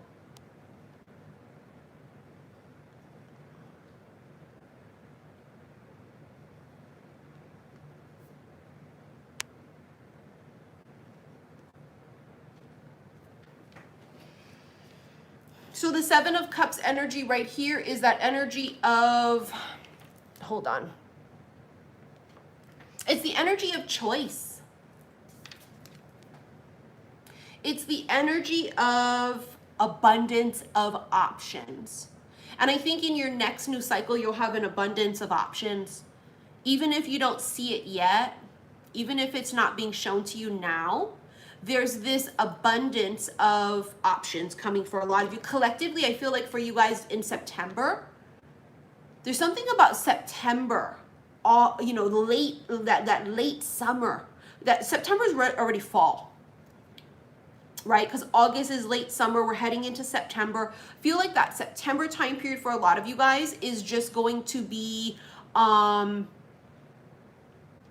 fruitful. Collectively, but also for you, Angela. You have the Page of Swords. This is school.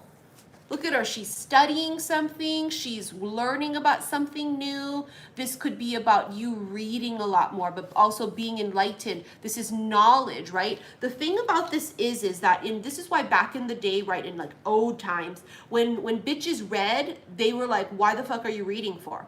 Because they thought that a woman didn't need to be educated. She just needed to go and get married and have children and take care of the home. But this is where when we say knowledge is power, knowledge is power. So I feel like you're going to be going through this process of reading more, of learning more, and not only just about other things externally, but I do feel like you're going to be learning more about yourself. Remember, during this particular time period. But there's something here about learning, school, class, taking a new class. Maybe that's finishing class. Here he comes.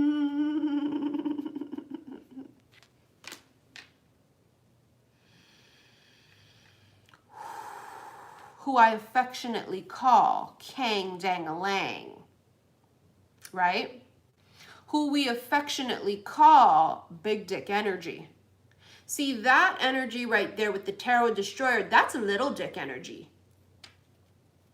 If that's a masculine doing that. It's just really weird to try and come and disturb someone's shit and try and get attention. It's also like a toddler. You know how like when kids want attention, so they act out like that? And it's very boring and it's very immature.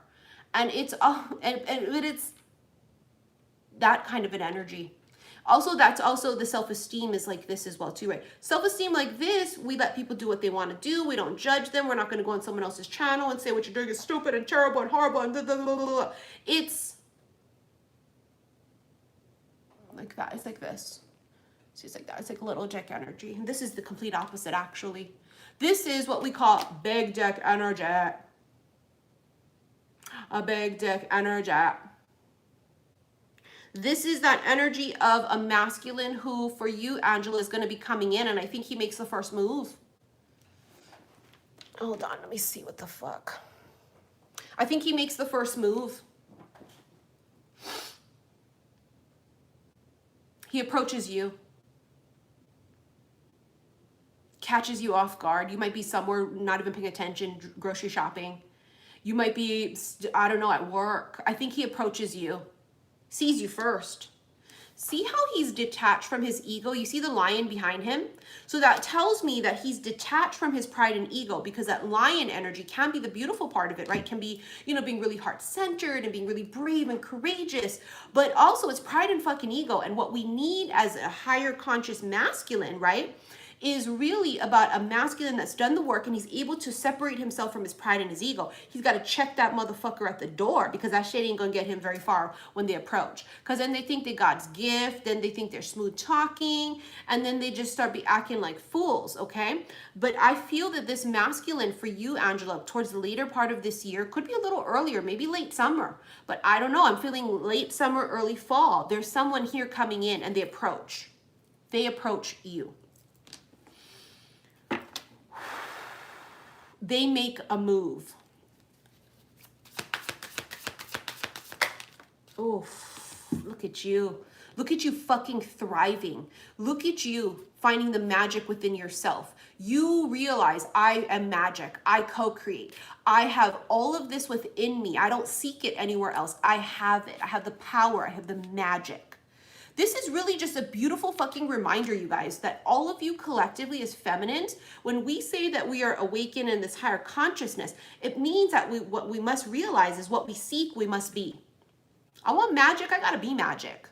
I want love, I want respect. I've gotta treat myself with love and respect. I've gotta be respectful to other people. Okay, we cannot be where it's I want this, but I'm not going to reciprocate it. Then that shit don't fly. So this is that energy of you coming into this realization of I am beautiful. I am powerful. I do have magic within me. I am powerful. A lot of us are really tapping into our witchy vibes, right? So our divinatory tools, the tarot, oracle cards, all my fucking witchy oils. You know, honey, I'm going to town being a little motherfucking witch up in this bitch. You know what I'm saying? Lighting my candles, doing our crystal bracelets and such, okay? Now, reminder, my newest fucking candle is called Hail Mary. And I'm just waiting on the fucking containers for them. They're these gorgeous crystal containers that I bought for them specifically. They're not tins. But there's a fucking delay on it. I don't know, that's what the tracking said. They said it was late. Everything else came for it. The new wax that I was waiting on, the crystals for it, the gorgeous herbs and flowers for it all came in already. The damn thing itself. So I was talking to one of my friends and she said, you know, if you're going to do the prototype, just do the prototype in one of your other containers, because I've got a zillion of them. And just when the containers come in, do another prototype to show it. And I was like, yeah, you know what, you're right, because the emails I'm getting nonstop. When is it coming? I want to pre-order it. Where is it? Where is it? I want to, basically my Hail Mary candle is going to be a candle for us to connect to our angels, to connect with, you know, our spiritual team. But it's also about basically, you know, a prayer candle. It's asking, it's praying, and it's saying, I want some divine guidance. I'm asking for a miracle. And so because I'm bougie and whatever, I'm going to call it a Hail Mary as opposed to a fucking prayer, because it really is like we're throwing it out there like, yo, I'm throwing this out there, spirit, catch this fucking ball. And I'm saying to whoever's going to come in for my highest good, of my spirit guides, of the archangels, of Jesus. Is Jesus going to be playing today? I'm going to throw this shit out in there. Jesus, go long. You know what I'm saying? I'm throwing a Hail Mary. So I'm really excited about this new candle. So yeah, if it takes too long and it's forever that it's a delay on the actual things, I'm going to just do what one of my friends suggested, and it makes perfect sense. It's a prototype, is to just show you guys what it's going to be. So it's going to be a white candle. Obviously, I'm not going to color it. It's going to be white. It's going to have chunky, clear quartz in it. I'm going to put some herbs in there that are going to help us connect to, you know, our spiritual team and what have you. Remember, they are intention candles, like intention bracelets. You must hold that intention of it. They're going to be, you know, scented with gorgeous, you know, smells and essential oils, but I'm really excited about it.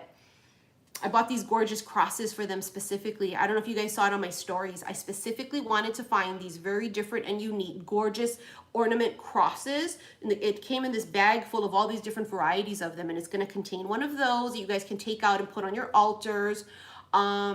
And it's just, I'm super excited about it. So yeah, I got you guys. It's going to be coming out. Like I said, if the delay shows it's going to take a week or two or longer, I'm not going to wait because I've got to hit the energy of it. You know what I'm saying? I work in the intuitive wave of energy of things. So I'm excited. So anyways, Angela, why are we talking about this during your reading?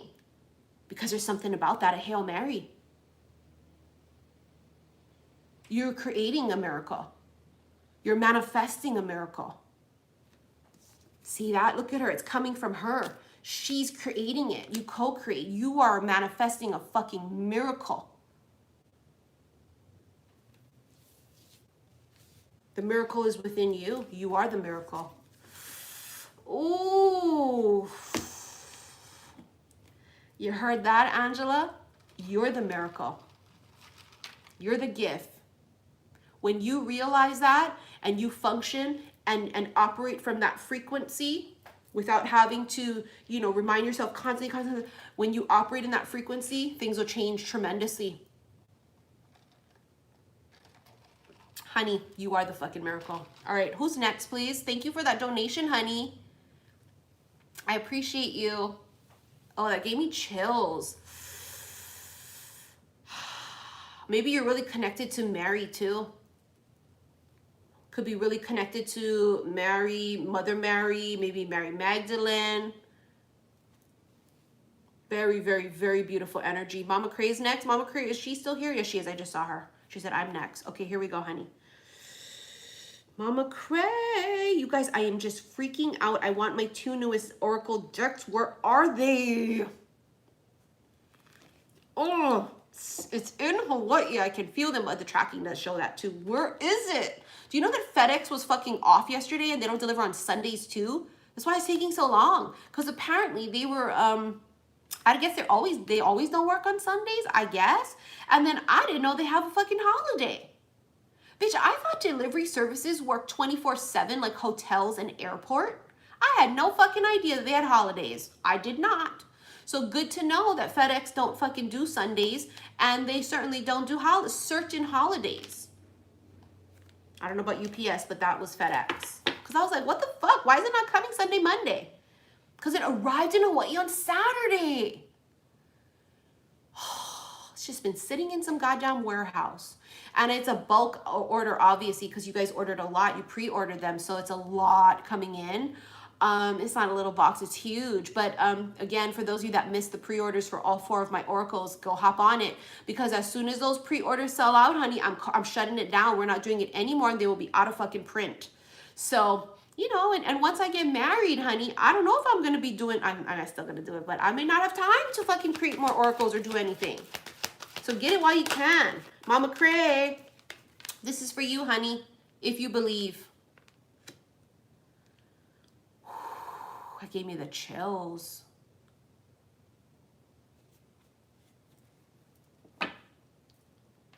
If you believe.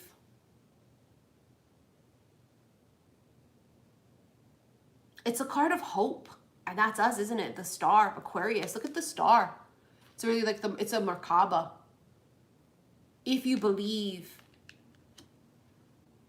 Aquarius being the star card of hope.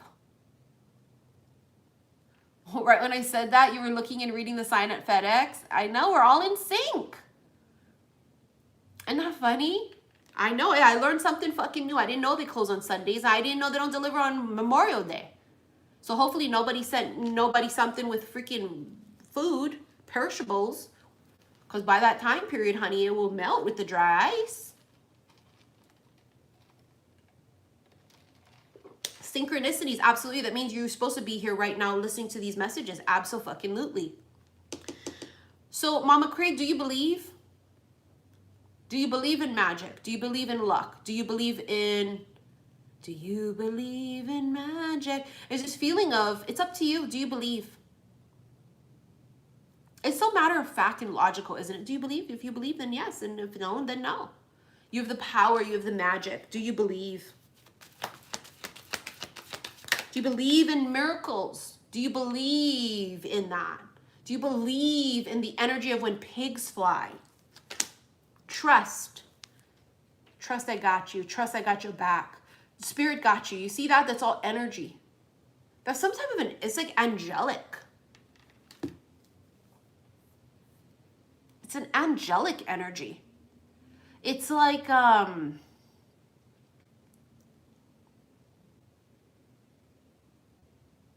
it's so funny too, because I heard it's a burst of light. It's a burst of light. I don't know if they show you that too. I don't know if there's like things about like light. I don't know if you see them sometimes out of the corner of your eye. I don't know if this is like, shows itself in the sun to you or whatever, but I heard burst of light. So if you believe it can happen, look for a sign. I feel like they're just like helping you along the way. They're like, you want to know? You want to know? You want help? Look for a fucking sign. You want to know? Ask us for help and assistance. I feel like you are extremely guided. And I want to use the word guided. You are extremely guided. Let's hit the tarot. For Mama Cray, please. What the hell? For Mama Cray. Queen of Wands. Hell yes. See how you and Angela are both coming up as Queen of Wands? See how this is collective? See that? For the cross watchers, I'm sure you're coming up as this energy as well too. The Queen of Wands is someone who's in her power. This is the divine feminine in her raw power.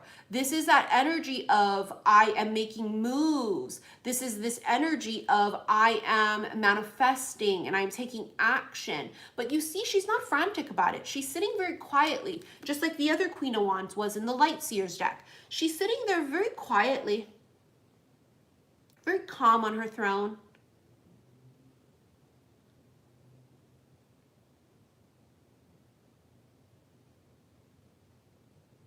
She's very calm. She's not anxious. Why would she be? She trusts. She trusts that what is meant to be will be. And she trusts that if it's taken away, it is not for her. She trusts the timing. She trusts what she cannot see. There's this cool, calm, and collected energy of the Queen of Wands, just for the sheer simple fact of like, she just says like, I know who I am and I know my power and I believe. I believe.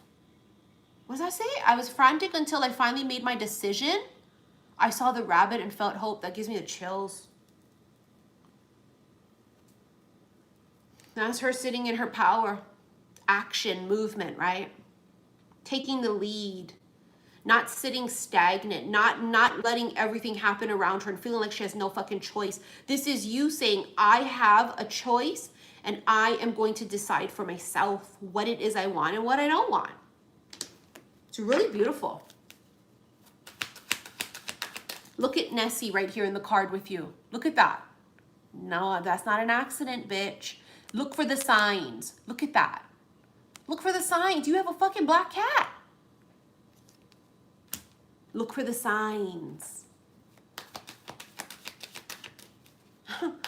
You can't make it up. Why did I feel I wanted to use this deck for you instead of the other deck? I don't know. I just picked it up intuitively. When I think about it, if I had used the other deck, the Light Seers, like how I did Angela's, if the Queen of Wands came out, there's no black cat in that card. It's just literally like Spirit saying, look, we're in sync. Everything is, we're showing you the signs. Yes, this is for you. Now, for those of you that don't have a black cat, it can symbolize magic, protection.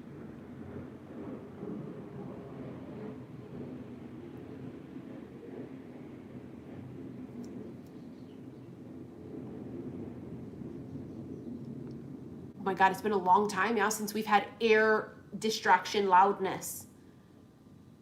Hasn't it been a really long time? A long time I've not been interrupted by fucking planes in the air. That feels very takeoff. It's takeoff, it's movement, it's action in this new cycle.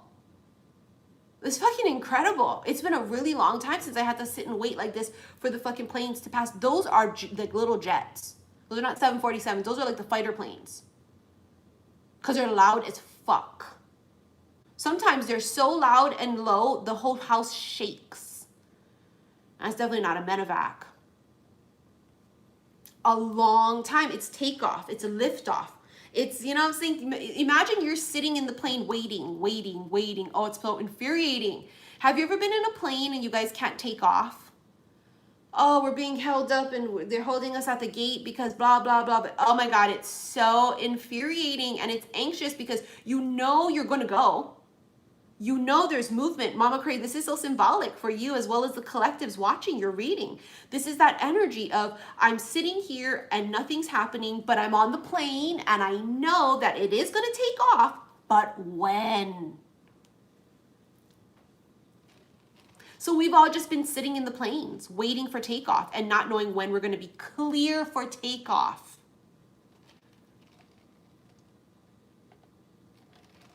So fucking symbolic. It is so fucking symbolic. You're coming up as a 9 of Pentacles card too. This 9 of Pentacles is this energy of someone single living their best fucking life. Someone who's single doing their own thing. Someone who's single, you know, doing whatever. Look at her, flourishing. Self-sufficient.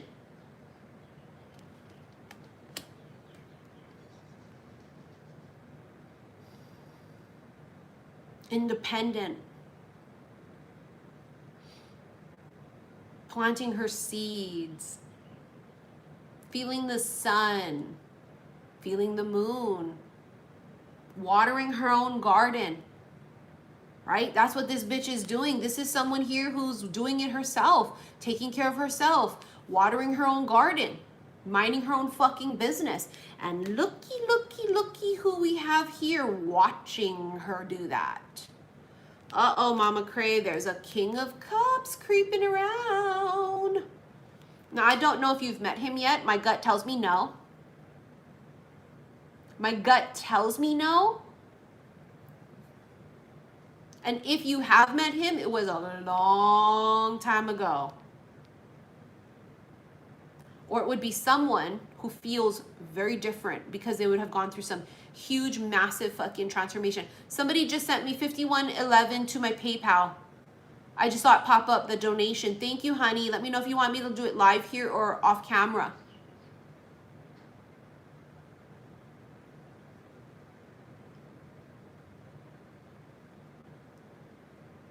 They're watching you. Every breath you take. Oh, can't you see? You belong to me. I think it's with me. I don't know. I always sing it wrong. My poor heart aches. God, my fucking voice is hash. Normally. Oh, that was you, Mindy. Thank you, honey. You'll do it live? All right. Thank you for that, honey.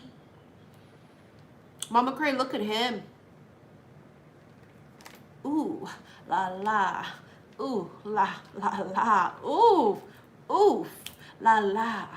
Oof, la la la. That's what I feel like. It's that kind of feeling. Oof, la la. Ooh, la la la. He like what he sees, honey. He likey what he see, honey. You know what they like about you is that you are kind of in your own world. Isn't that really attractive? Even for us, like when I'm like looking at men, I love men that are just like in their own world doing their own thing. I don't like thirsty men that are like, checking everybody out. Remember, for me, Instagram's a big deal. People will go, that's ridiculous. You'll judge someone on their Instagram of who they follow and what pictures they like. That's stupid to say that. And obviously, you're not thinking outside of the box and from a higher perspective. It's the same concept to me of the way someone speaks to people. To me, it's the same concept of what books do they read? What are they watching on TV? If they're only watching porn, I'm not with that either. oh, all he does is look at thirsty, gross videos and just, I mean, listen, if you watch porn every once in a while, whatever, okay? You know what I'm saying? Like, everybody does, whatever. But I'm talking, you know what I mean? Like, that's the whole fucking thing, is being thirsty and sexual and all these things. It's gross. It's disgusting. This energy is someone who is watching you be in your own world and they love the fuck out of it. This is also someone he feels very devoted, because it feels like when he really likes someone, it's genuine. It doesn't feel like he likes everybody. And if he did have Instagram, he wouldn't be checking out all these bitches. Like, if you were to look at his search history, it wouldn't be all porn and all this gross shit. I don't feel like he's like that. I feel like he's some really genuine, nice guy. Feels very genuine. It feels like when he shows interest, it's genuine.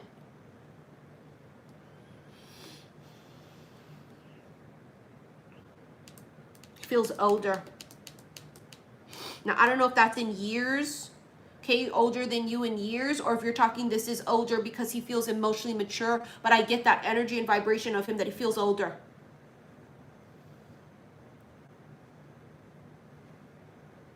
Something about you. You see, like how I just said it like that? I feel like that's what they say to themselves. There's something about her. There's something about Mary, but there's something about Mama Cray. There's something about her. I don't know what. Like, they can't quite pinpoint it too. Is it because she's just in her own world? Do I find that really attractive, that she's not, you know, fucking around with everything and everybody? Is it because she's self-sufficient? Is it because she's planting her own seeds? Maybe they see you outside, like in your fucking yard. Maybe they do. Maybe they literally see you outside planting seeds. Maybe they see you at fucking Home Depot buying plants. I don't know. But they're watching you. Ooh, oh, can't you see? You belong to me. Bitch, I got cotton mouth from this fucking black unsweetened iced coffee.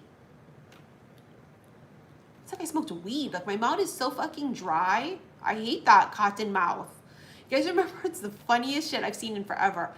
I talk about this all the time. I laugh so hard at that Jim Carrey part in Me, Myself, and Irene when he's at the water cooler and he has cotton mouth. Oh my God. Like, I laugh so hard, there's no sound that comes out. Like, I can't even breathe. I don't know why. When I laugh really hard, I can't breathe. I can't even laugh audibly. It's just stuck inside of me. It's like stuck. I get like choked up on it. And when I'm really fucking cackling, it's Jim Carrey's dry cotton mouth by the water cooler in fucking Me, Myself, and Irene is hands down the funniest shit I have ever seen in my life. It's one of the funniest fucking things I've ever seen in TV and movies. So funny. But I have cotton mouth from this, which better mean is doing its fucking job. All right, Mama Cray, that was your message, honey. Actually, you know what? No, it's not. No, it's not, because I want to pull from my C'est La Vie deck for you, and then you'll be, it'll be complete. All right, Spirit, final messages from Mama Cray. And for these cross watchers watching her reading. Ascending higher. Remember what I just fucking talked about? That is like a fucking psychic. Thank you, Spirit, so that I can shove it in my haters' faces. Ascending higher. Remember what we talked about, how we were sitting on in the plane waiting for takeoff, and then finally now we're taking off?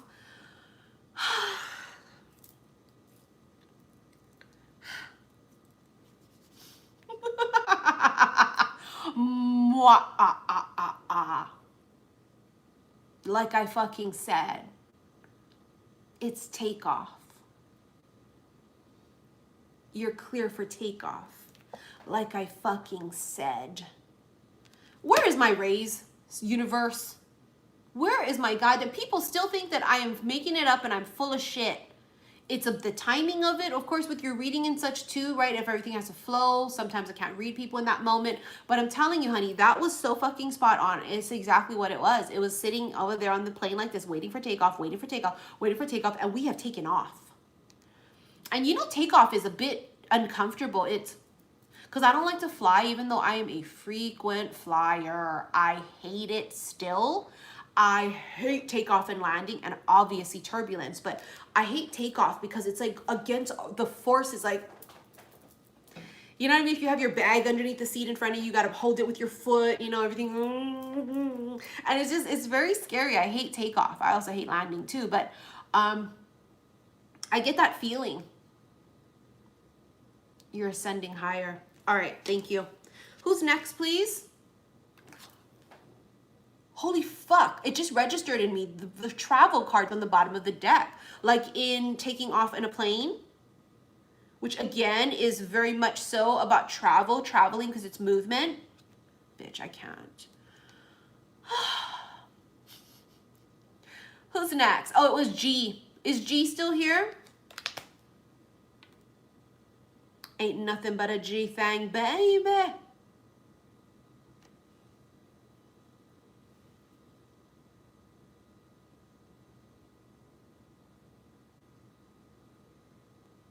Oh, there they are. All right, so I always ask this when I can't make out if you're a male or a female based on name and picture. Are you masculine or feminine? I'm nosy, I like to know, but also it's helpful when I'm reading the energy from the perspective of the masculine or the feminine.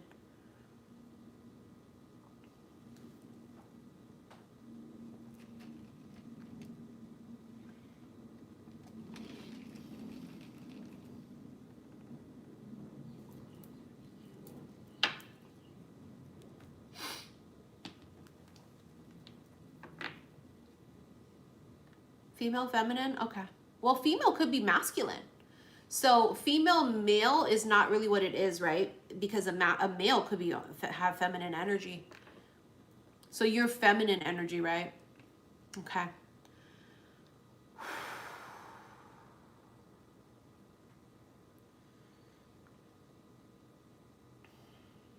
All right, here we go. I heard last call. Last call. I don't know what that is. I heard last call. Last call.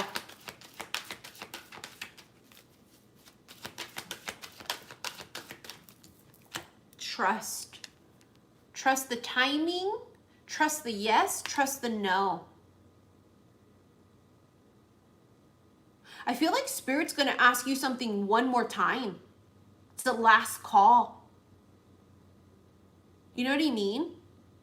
And of course, people are going to automatically think alcohol, but I'm not feeling that at all. I mean, there could be a bar thing possibly, but this is that energy of last call. You sure you don't want it? You sure? Anybody want anything else? Because it's last call. It could be because a cycle is closing. I don't know what that is. Last call. Trust timing. Romance. Okay, here we go. Is there a trust thing here with the romantic interests and partners?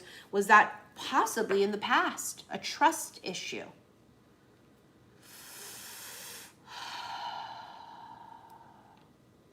Somebody here had trust issues. You were the person of interest. Someone has trust issues. Someone's not very trusting. And that's in general, right? When we talk about trust, trusting the timing, trusting the yes, trusting the no. It is about trusting in the flow of the yes or the no, whether it's romantic or not. It's just life in general. Somebody's not very trusting. Again, this is you or the counterpart.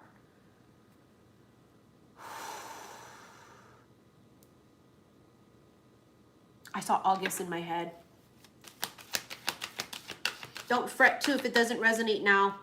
Trust me, it will when it's time. There's something about August or autumn. August or autumn. Here comes the plane again. I hear it. Opportunity. Golden opportunity.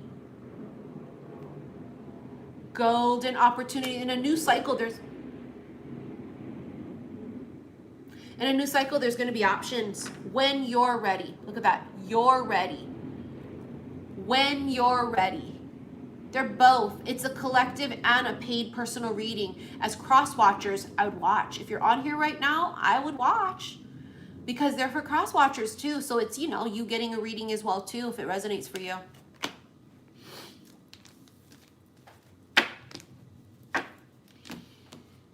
All right, I want to use light seers for you. Let's use light seers and see where we go with this.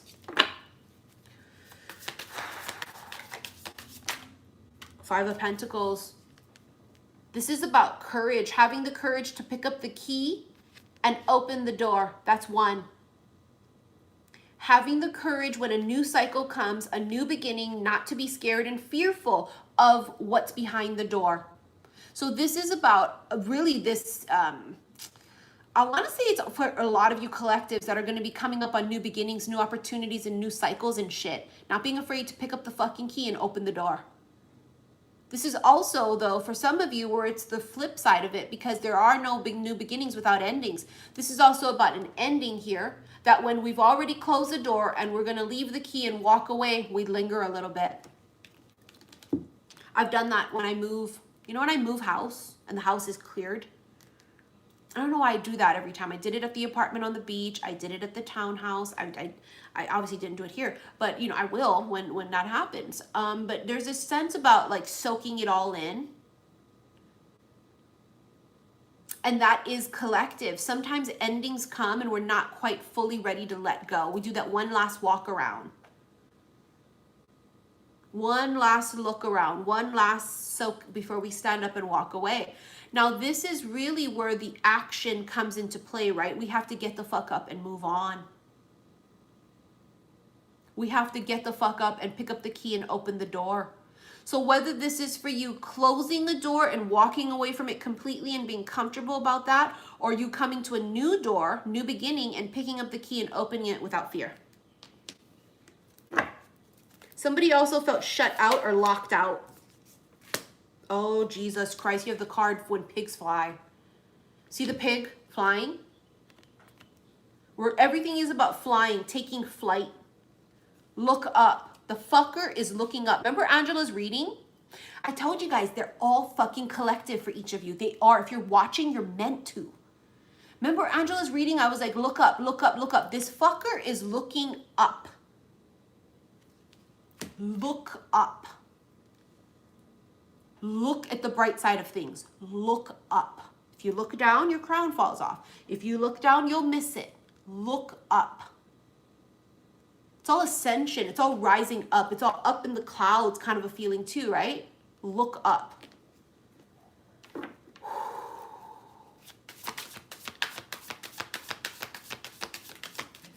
Ace of Wands. See the third eye? Third eye's on fire. That means that your third eye could be activating. You could be feeling more intuitive about things, feeling things, maybe even having vivid dreams, maybe having really crazy, wild, creative ideas, feeling this wave of inspiration. You see it here first. Remember, as within, so without. As above, so below. So that's this right here, that third eye on fire, that third eye activated. It almost feels like you see it. You envision something. It could be like manifestation via visualization. You're visualizing something and it manifests. Queen of Swords. Queen of Swords is this energy of not operating from a place of haste when it comes to action. She's very cool, calm, and collected. You don't want to fuck with a cool, calm, and collected bitch. This means that she's not in the emotions, and the emotions are going to make her go either way. That you don't ever want to mess with a cool, calm, and collected person in general. Remember the beginning of this live? Collectively for you guys, our very first card was emotions. When we operate from a place of drowning in our emotions, we do not make the best choices. We're in underwater and distorted. You can't see clearly. So this is why it's super important not to let the emotions drown us and overrun us, and we make decisions based on that. Queen of Swords is very calm. And even if she feels it and she wants to react, she is just very much so in control. That's why air signs is hard for them, because especially Aquarian energy, right? They're the water bearers. They put it down and walk away. This is the energy of contemplation. This is the energy of maybe having a choice to decide what she wants to do. Is the choice closing a door and walking away? Is it a choice of opening a new door? She's putting very much so thought into this process of it. She's weighing it out. She's thinking about it. She's not being hasty.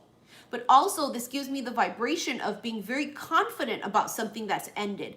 Also being at peace with it, the ending or this new beginning that she's going to partake in. She's cool, calm, and collected because she feels at peace with herself and what she has chosen.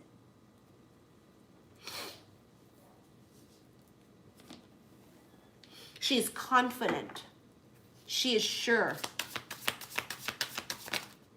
Five of Wands.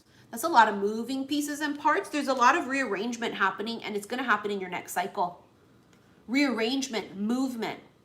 The universe sort of moving things about to kind of get you aligned. We have free will. We can choose to go with the flow or not. We can choose to go and check it out or not. It's all free will. We have the option and choice. But, you know, this is also, hey, when shit goes crazy and shit goes astray, we just want to kind of take a minute there to let the dust settle. When things are kind of going crazy, let's see where the pieces fall. You see what I'm saying? There's also power in that of we'll see what happens. What if things fall apart and fall into place perfectly without you having to fucking lift a finger? Sometimes we don't realize that's literally what it is. The universe is saying, I got this. Let me fucking help you out. Let me rearrange some shit in your favor. It's letting the pieces fall and making your decision after that. Justice. Oof. Getting what you deserve. That's Libra. You gotta be careful with Libra energy, because Libras also feel the dark shadow of them. If they're not very evolved and awakened. Libra energy can be, I want justice for me and what I want, not necessarily justice for all. So I don't know if this is energy that you have, had to deal with past partners, people in your life. It's kind of a me energy. And that again is a dark shadow side of the Libra. We all 12 signs have dark shadow sides of us, and that's one for Libra. Justice, yes, but justice for them. So a lot of us have dealt with partners in the past that have been selfish, that have been unwilling to compromise, right? The balance, Libra, is all about balance. A balanced Libra is all about justice and compromise for both parties involved. But to me, this feels like someone either in your life, whether romantic or non, in the past, or someone around you, that it's like justice for them, not necessarily justice for everyone. And it's also karma. Karmic balance. Checking it off the list. You know, like how they say checks and balances? There's something about checks and balances too. Six of Swords. Your last card is moving forward, moving on. Moving on up to the east side. We finally got a piece of the pie. You're moving on up. This is ascension. Takeoff, bitch. Remember, it's takeoff, ascension, ascending higher. Told you, all your guys' fucking readings are intertwined. Cross watchers. You are taking off, moving on, moving forward. But before we can move forward, doors have to close. In order for there to be a new beginning, there has to be an ending. An end creates a new beginning. A new beginning means there was a fucking ending. So you can't have one without the other. They're one and the same. They're opposite sides of the same coin. You see how it's unavoidable? Oh, it's only showing this on one side, but if I flip the coin, it's the other thing. It's the same thing. Excuse me, it's two sides of the same coin. Some sort of new beginning is coming for you because something ended or a door closed. Now, this can just be cyclical, meaning a cycle itself in general, nothing specifically. Well, no specific relationship, well, no specific job, but I mean, it's kind of comparable, like the caterpillar to the butterfly in the fucking cocoon. The caterpillar's not quitting a job. The caterpillar's not fucking ending a relationship. The caterpillar is fucking dying. It's metamorphosizing into a higher ascension of itself. It's like you turning into butterflies so that you can fly and ascend, so you can take off. Not having anything that weighs you down, because if you have things that are weighing you down, you can't fly.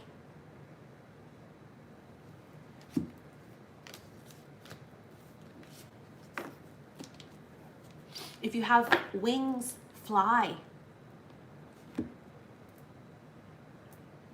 It's what they're meant for. They're meant for you to spread them and soar and look at things from a higher perspective. They're meant for you to go and explore and be open to different things. They're meant for you to see things from a higher perspective without getting down in the nitty-gritty of it to experience for yourself. That's the beautiful thing about higher ascension, is we're really able to look at things from a higher perspective without necessarily going. It's, for example, knowing the fire is hot without touching it. It's experience as well too. I know the fire is fucking hot, therefore I shall not touch it. You know what I mean? It's like knowing without having to experience firsthand. And it's beautiful. All right, thank you so much, honey. That was your mini personal reading. Who's next, please, for a live one? I forget already. Thank God for my moderators, honey, because I forget every damn thing when I'm channeling.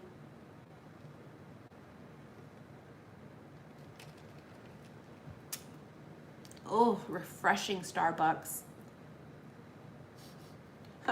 I'm preparing for when someday I'm sponsored by Starbucks.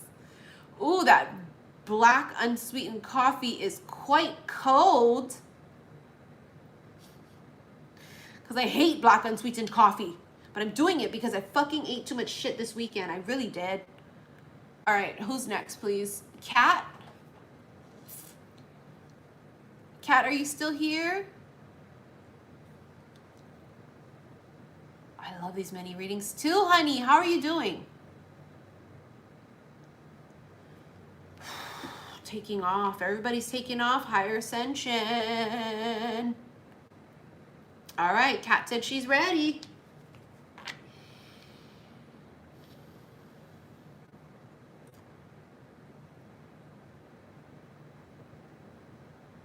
Kat.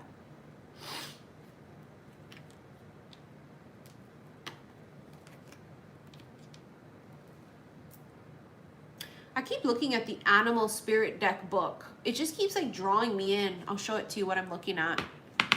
I just keep looking at it. Look at the Eye of the Dragon on there. There's something about that for you. Obviously, it's for you cross watchers too. But Kat, I can't stop looking at it. The Dragon Eye, which means your first deck we're going to use is the Spirit Animal deck. Something about it. We were just going all off about the dragons, how a lot of us are stepping outside now. The awakened feminines, we're stepping outside and we're kind of seeing what's good in the dating world. We're stepping out of the shadows to investigate some shit. We're breathing fire, and they're like, what the fuck is this? They're so defensive about, I don't want a relationship. You know what I mean? People are like so used to people just wanting to lock someone down that when we come out snooping around and don't want that, and we go, ugh, I don't even want that. I don't even know if I want to have a fucking conversation with you. Like, bruh, relax. And they're like, oh, I thought you wanted to marry me. Fuck no. I don't even know if I want to talk to you for 5 minutes yet. Get the fuck out of here. All right, here we go. This is for Kat. For Kat Spirit.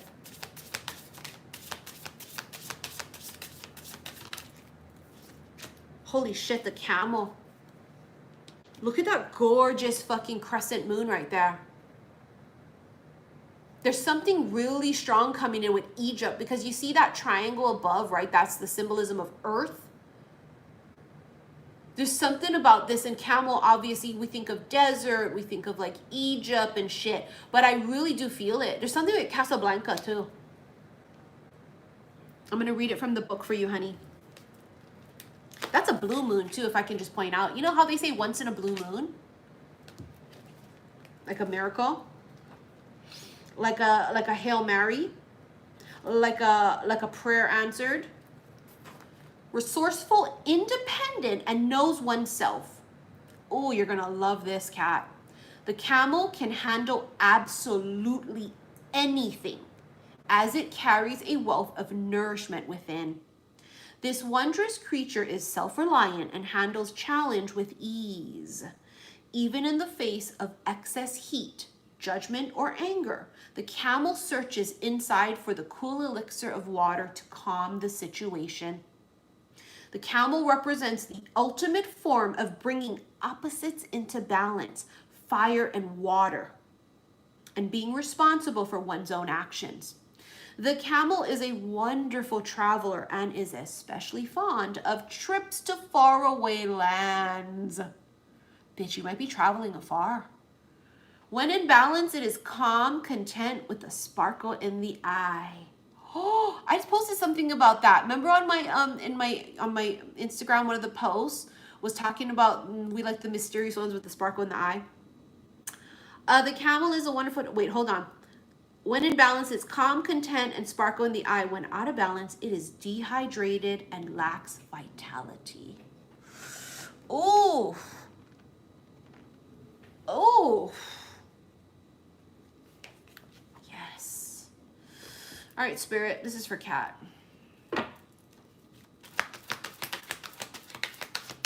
This is for Kat. Give no. I heard, it's not really like a full fuck no, right? It's not the no with the exclamation mark. It's just no. You know that kind of a feeling? No. It's almost like rejecting something, but it's not like that big of a deal. It's just sort of like dismissive of like, no, thank you. No, no, thanks. No. Whatever this is a soft no. It's a soft no. I love that. Sorry, my comments get stuck and then I have to constantly keep refreshing it. This is a soft no. No. Let go. Let go so you can fly. Let go so you can take off. Let go so you can ascend. Let go of all the things that weigh you down so you can fucking take off. Traveler, honey. Remember, everything is about the plane, ascension, flying, travel. I just realized that in the fucking camel thing I read, talks about the traveler.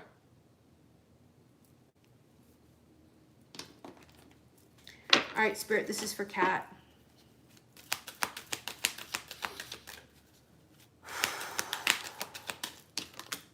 Justice. I heard something weighs in your favor. Something weighs in your favor.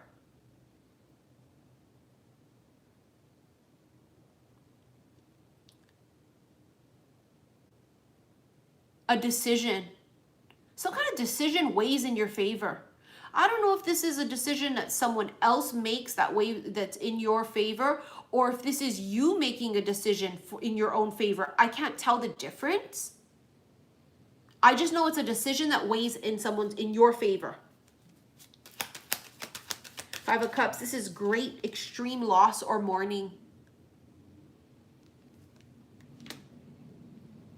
It feels like someone's family member or like something non-love related, non-romantic related.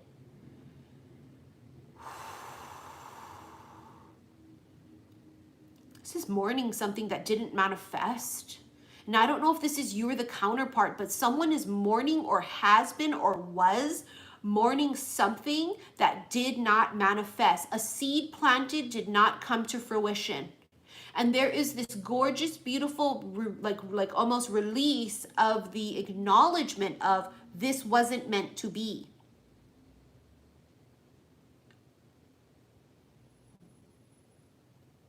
It wasn't meant to be.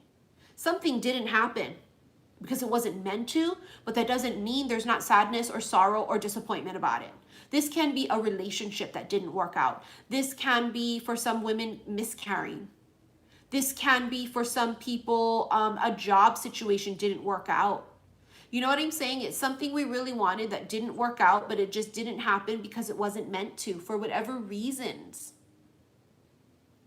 It wasn't meant. Maybe it's not the right time. It's not that it's no, it could be not yet.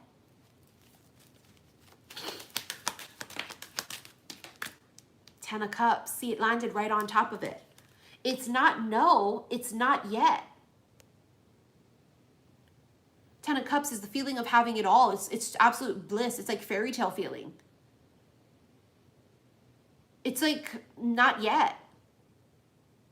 Not no, honey. It's not no. Remember the soft no? No. No. What if it's nah? Not yet. Oh, it's so misleading, huh? All we hear is the no. We start fucking nostrils flaring. What do you mean, no? Right? Like, fuck. Soon as we hear no, we don't even let spirit finish. All fucking irrational already. All we hear in our head is, right? We start right? We start fucking huffing and puffing so loud we can't even hear nobody else in that moment. God damn, we don't let them finish. The spirit be all, bitch, shut the fuck up, let me finish. They be all, I didn't say no, I meant no, not right now. And you was like, well, you should have just said fucking not right now. But they was like, but I didn't. I said no, not right now. Your answer was yes or no, and I said no, and I was trying to finish. We be getting checked left and right from spirit, honey, because you know how we do. We be all, I am calm, I am relaxed, I am patient, I am an awakened woman. Spirit be all, no.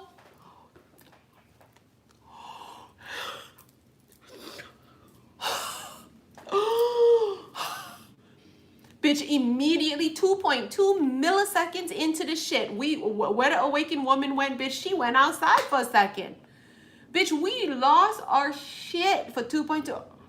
Because remember, we're self-aware, so we got to flip the fuck out for 2.2 seconds, then we come back to consciousness of self of,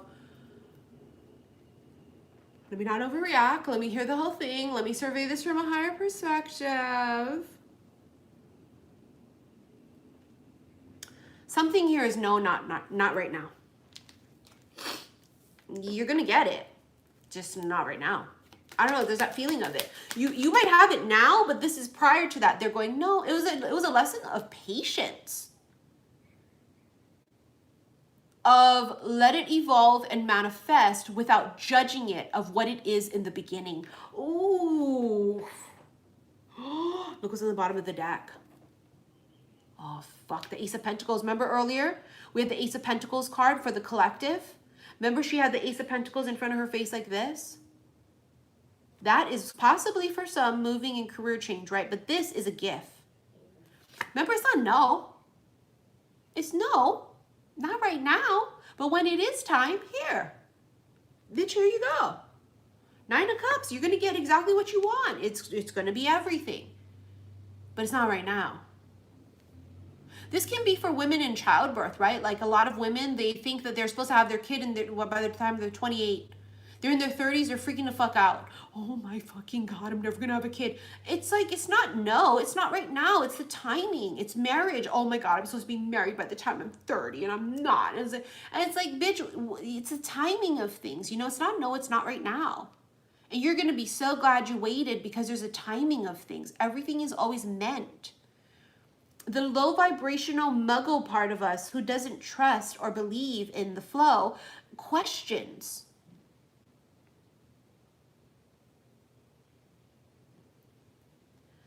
Our higher consciousness does not. We don't question when something ends because we know that it ended on purpose and there's a reason, even if we don't see it or don't like it. We trust, we know. There's something coming for you in the future with this Page of Pentacles.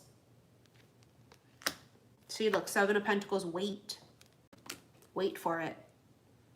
Wait for it. Hashtag wait for it. It's not yet. But it's coming. It's just not yet.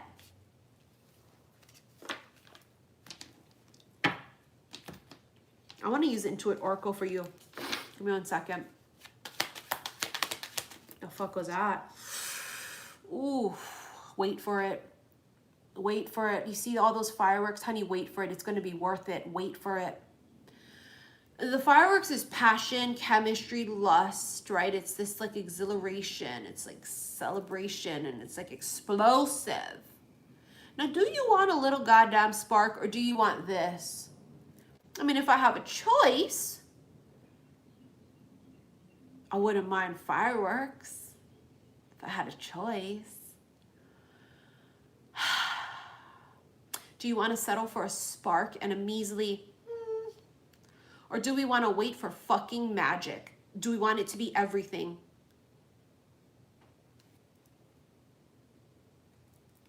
I think we want the whole shebang. But what if we give ourselves the whole shebang first instead of wait for it to come to us? Remember now, the 10 of Cups gives you this perception that you can only feel that happily ever after fairy tale with another person.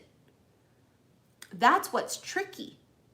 It's not about you only find that fulfillment within you with another person. We find it within ourselves first. And when we find that beautiful fulfillment of peace and what have you within ourselves first, we can find it in another person. I found you when I found me. Right? Those searching for fulfillment in another person will always be searching for happiness and peace because, you know, they lack it within. So this is this gorgeous, beautiful energy of that, like you knowing that you alone and by yourself is fulfilled and loving and living your best life and all of these beautiful things because we're waiting for the big bang.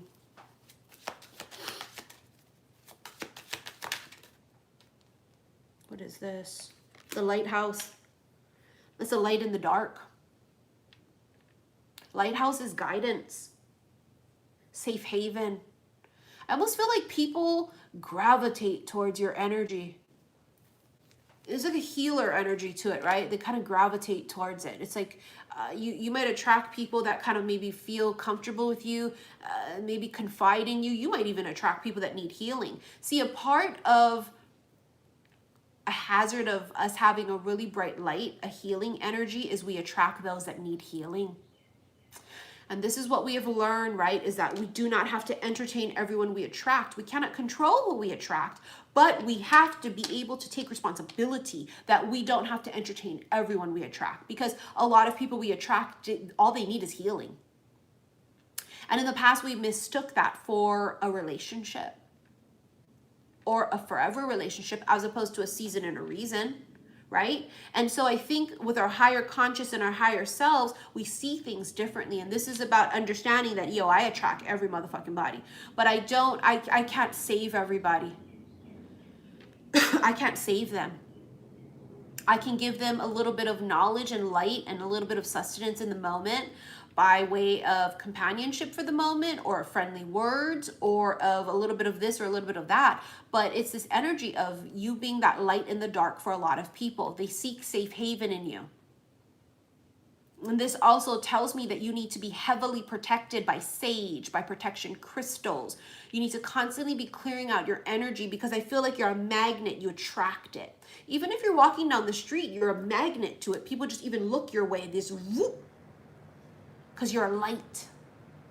You know what I'm saying? So very much so, make sure you take precautions. Sage, Palo Santo, taking, spiritual salt baths. If you don't have a tub, you can buy, salt and scrub it on yourself like this in the shower. You know, honey, where there's a will, there's a way. You just have this gravitational pull to you. The brokenhearted, the ones that are in need of healing. You know what's so funny is like they seek salvation and they find it in you. They feel it. It's like your church. They seek salvation. It's so crazy the way they literally word it that way. They seek salvation within you. And what's funny is this is collective. If you guys have been hearing the messages come out recently, even when I'm off camera pulling cards, the church card comes out non-fucking stop. Church, religion, all these cards come in non-stop. Boom, boom, boom. Why? Because this is the collectives. A lot of you feminines, I'm telling you, which you're stepping out into the dating world, and you are now meeting masculines that you are inspiring and cracking the fuck open. They didn't even realize that they were seeking this until they meet you. And you are their church. I'm telling you, off camera, non-fucking stop. I keep getting those cards, especially from the Intuit Oracle deck and my Midnight Hour, non-stop. Church, religion, faith, the whole protection, cracking open, breakthrough cards, all of these things. So not only is this for Cat, this is collectively for a lot of you feminines. You might find that a lot of these masculine energies, because they're not accustomed to our energy being out there. Now, we're out there, but we haven't turned on that fucking sign to say, hey, right? We have such a strong protective bubble around us that, yeah, of course we've been attracting people out there and what have you. But a lot of us now, we're opening the bubble a little bit, allowing certain things to come in and out, and that open sign is on. But we're filtering. It's like we have a bouncer at the front door. They're carding motherfuckers. You know what I'm saying? We're not just open for business. We open for some people, motherfucker. So we're very choosy and selective. But that light, honey, attracts the dark. Yeah. Yeah, Joe, she knows. In her readings I do, right? It's the same kind of concept, is that when people are so kind and genuine, they attack people like that because, I don't know, it's they feel threatened by the light. Because light is healing and light is truth and light is authenticity. So even though they seek it, sometimes they can also, you know, reject it too. So that is another thing about it, is we will attract them and they come close and feel that and then like dig out. Because it's too bright and they don't want to deal with it right now. You know what I mean? Let's get one more, please, for Cat. The clouds. Oh, there's like an air of like mystery. Mystery.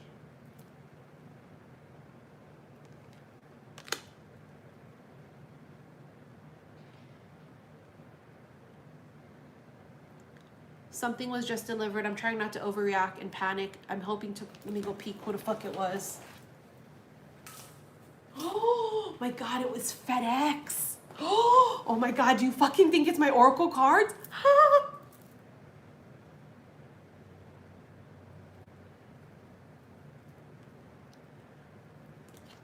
Mystery, honey, that's your last card. Thank you. Can we take a pee break? Because I have to pee so goddamn badly. I don't know if it is, but it's FedEx, because you know a lot of my products come in the mail for like my bracelets and my candles and stuff. But I don't want to overreact. Let me go take a pee break, and I'll also go and I'll go get the package and see what it is. Okay? You guys just talk amongst yourself for 1 second. Let me go pee. I've been holding it for fucking ever.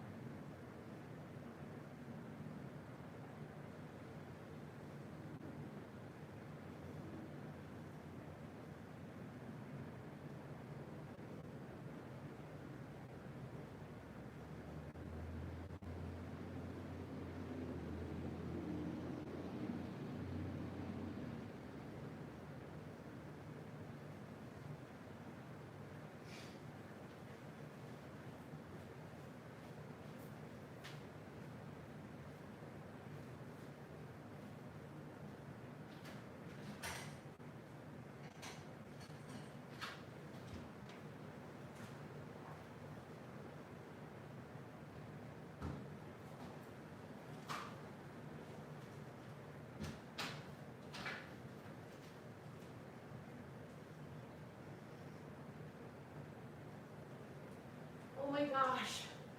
You guys, I think it is. Hold on. Oh my God, the box is so fucking heavy and big. Hold on. Oh my God, I think it is my cards. Oh my gosh. Holy shit balls. Hold on. Oh my God, I'm gonna freak out. Oh my God, I think it is. Huh?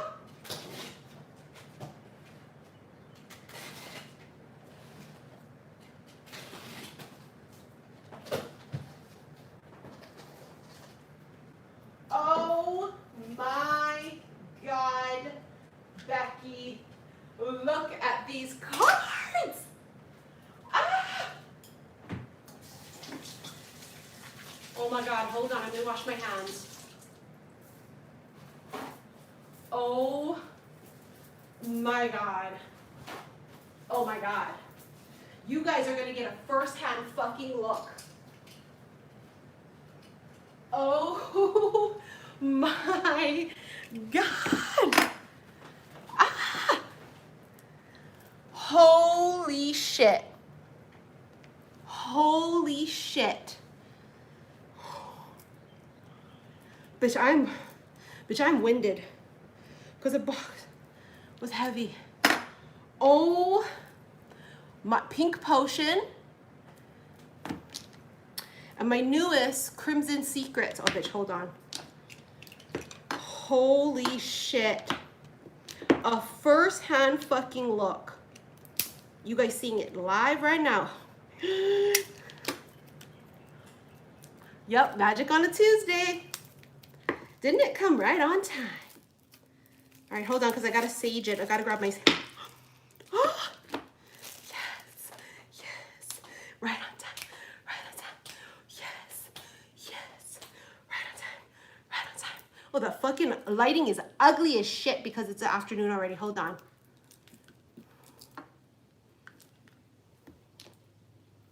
Bitch, right on schedule.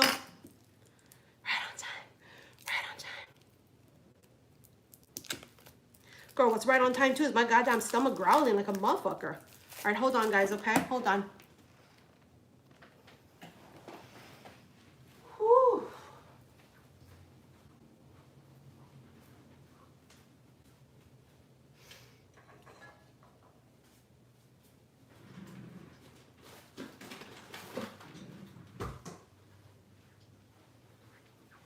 Oh my God, you guys. Oh my God, an unexpected early delivery. Remember that happened with the Midnight Hour Oracle deck last time too, remember? It came early. You're welcome, Kat. Thank you for your donation. Who was after Kat, please? Because I'm going to do a little bit of this shuffle first with my new cards, and then we're going to do the mini personals again.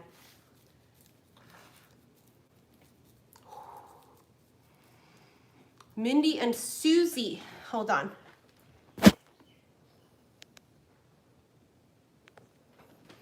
Where did Susie donate? How come I only see Mindy?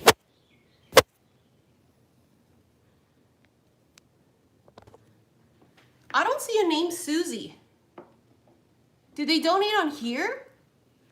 I see Kat, and then right after that's Mindy, but I don't see a Susie. Oh, she donated here? Oh, I see it right there. I do, I see it right there. Hold on, okay? Oh my God, look at my card. This is the luxury card. Oh my God, they're fucking gorge. Look at my comfort card. All up in the sheets in the comfort. Icing on top, secret admirer. I want to show you guys them. Coffee date. Look, you got charming. I told you these pre-orders are back on my website for you bitches that didn't get to do it. Look at the alchemy. It's like brewing something, like a witch's brew. Oh, look at the stimulating. Sprinkly and dewy. It's very dewy and moist. I love this card, my past life card. I just love the way the roses look kind of vintagey and old. Oh, look at the gorgeous communication card. See, this is my pink potion. So the cards are pinky, you know, and they kind of just have this like slightly glamorous vibe. This is how the back of them all look. But they have like this sort of pinky, gorgeous, glamorous vibe to it. Look at the healer card. Gorgeous. Look at this one. Thirsty for you. I literally put that on the card. Because they are. Look at the guardian angel one with the feathers. I just love them. I'm telling you guys better go and get your pre-orders because once they're done, they're done. What else? We have perfect timing. Look at the gorgeous pink clock tower I found. They're just fucking gorgeous. Vacation, because some of you bitches need a goddamn vacation. But I love this one. Look, provocative. I just love everything about the picture. The aesthetics of it is so gorgeous and glam and fabulous. You have wealth. There's my pink potion card. The pink potion card is really about like drinking a little bit of hypnotic energy. Very glamorous, you know, the golden touch card. This is like Midas energy. Ceremony, a visitor arrives. Oh my God, I'm so excited. I have my exotic card. Oh my God, I'm like shaking. Look at the love potion card. Love potion number 9. You have empowerment, hypnotize. I don't want to show them all to you guys because, you know, you got to get them when you order it. Look at my Yes Way Rosé. I thought it would be a cute play in words because, you know, it's a pink deck, and so the rosé, but instead of, this is your yes card. Yes Way Rosé. I know it's corny, and I don't usually do corny, but I thought it was cute. All right, I'm not going to show you guys the rest just because I'm so excited to fucking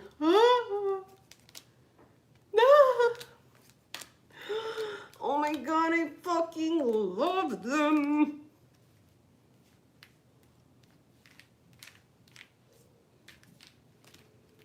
Bitch.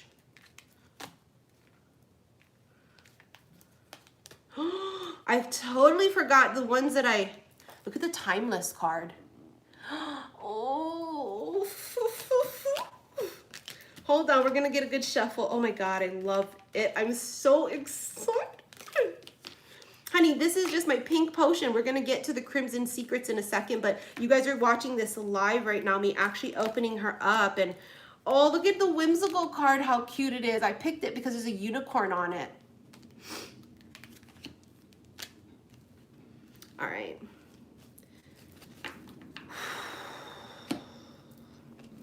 Oh my God. Right on time, bitch.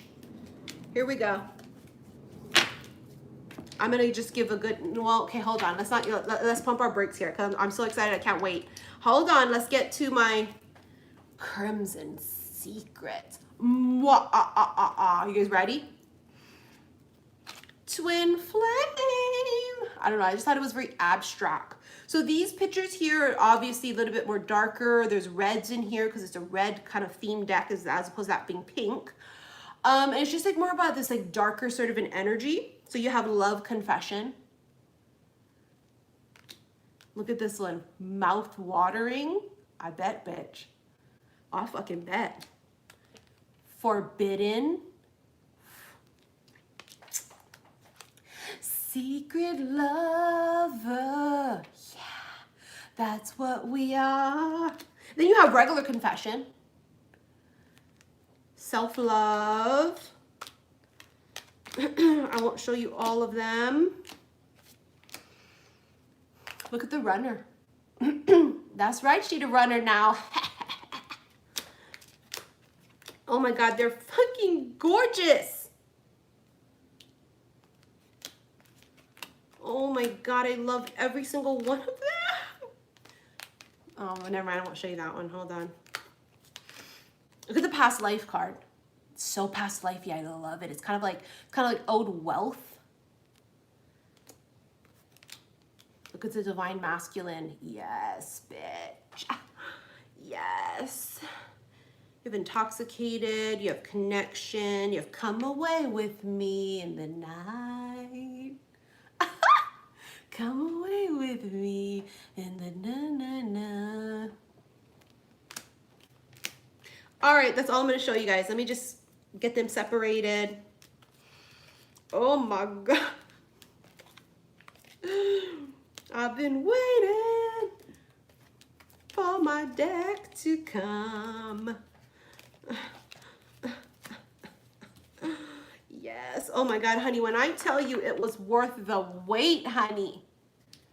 Oh my God, it was worth the wait. All right, guys, give me 1 second here. Let me get my shit together. Oh, I love how they're super glossy. I did that different from my other two, my Midnight Hour and my C'est La Vie. They're like a little bit more matte, the pictures. And in these two decks, if you guys pre-order these, they're very glossy. And I don't know why. I felt like I wanted to do glossy for these two. So they're very different. Oh my God, they are fucking stunning. What do you guys want me to use first?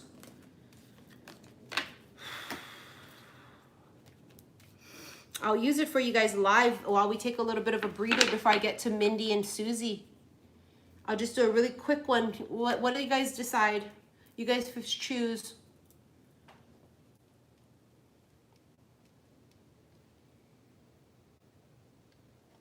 We'll go with what the majority says.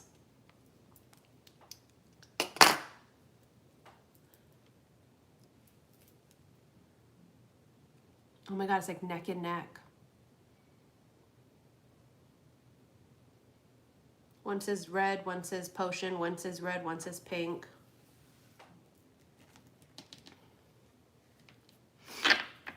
Let's do the red first then. Crimson Secret, devotion. Remember I talked about that earlier? About the worship, seeking salvation? I feel like there's a masculine energy here that's going to be extremely devoted. There's a deep fucking soul connection. Look at that, soul connection. It's just this vibrational frequency of the two of you. It's like magnets. Zoop. And it is this energy almost of like when you go to church and you light a candle and you pray, it's almost like they worship you, and not in like a weird, creepy stalker way, but in a way of, I feel like because we have been hiding in the shadows, the very much so higher consciousness awakened women that have gone through hell, not just because we think we're better. The reason that we're awakened and cracked open so much is because we've just been beaten so much and we've been cracked the fuck open so much that we have just a lot of light within us because of all the cracks we took and all the cracks that have happened, all the tower moments, and we've been through hell. And so they're not used to us snooping around, right? So I feel like when we step out here and they start to see us and it's this magnetic pull, there's almost this deep sense of worship, admiration, you know, that kind of a vibe. They're extremely devoted. I also feel like this energy here is going to be whatever you want, whatever you say. They get the fuck up, they open the door, and they might not be like this normally. They might be like a prick. In past relationships, they might be like a fucking horrible, shitty person. But they meet you and you just activate something within them and it makes them want to be better. Oh, it's exactly what we've channeled for forever. It just makes them want to be better. You make them want to be better because of your high vibration, because of your standards, because of the way you treat yourself, and because of what you expect and what you don't expect. It's like they're extremely hopelessly devoted to you. Ooh.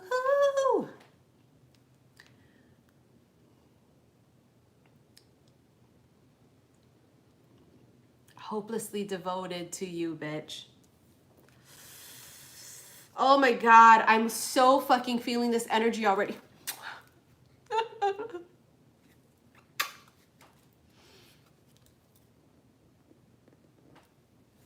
Hopelessly devoted to you. I feel like you guys just both are just drawn. New discovery. I fucking told you, you're the new discovery. I fucking told you. It's like they're going, I've never met anyone like you. You remember, you're the dragon. You're the awakened woman. They've never met nobody like you before. You're hitting these dating apps. You're hitting the dating scene. You're out in public with your sign on saying, I'm okay, I might be possibly open. I'll see you, filter them in, whatever will feel out. You are the motherfucking new discovery. I told you, it's us, the awakened women. They're just like, what the fuck is this? They're discovering this different vibration. They'll either run from it or they're gonna come towards it. But only the strong will come towards it, bitch. Because it's so magnetic and bright and fucking deep. Oh my God, I fucking love this deck already. The new discovery is you. You and your new vibration.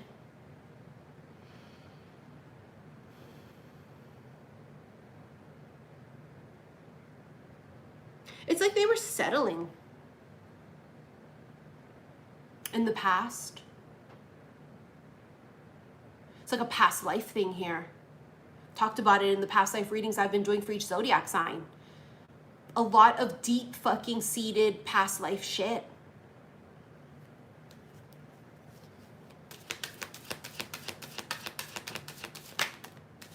self-sabotage and head over heels.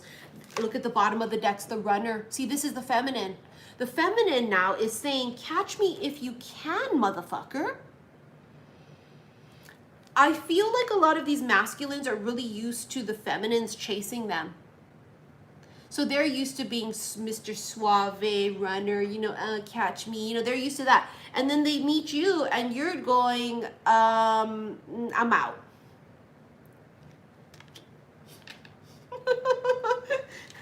Look, you have head over heels. They're like head over heels, feeling connection, finding you extremely sexy, finding you extremely attractive.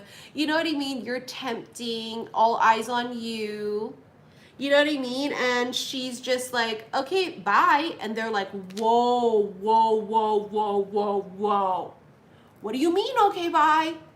Other bitches don't just say, okay, bye. Other bitches say, when are you going to call me? When are we going to go out? Am I going to see you tomorrow? So what's happening? So, hey, I was just thinking about you. So, hey, so what you going to do? So what do you mean, okay, bye? She'd be all, I gotta go. I have things to do. I'm busy. I'm building an empire. I've got my children. I'm taking care of my kids. Come first. No, I can't go out tonight because I don't really want to. What do you mean you don't want to go out tonight?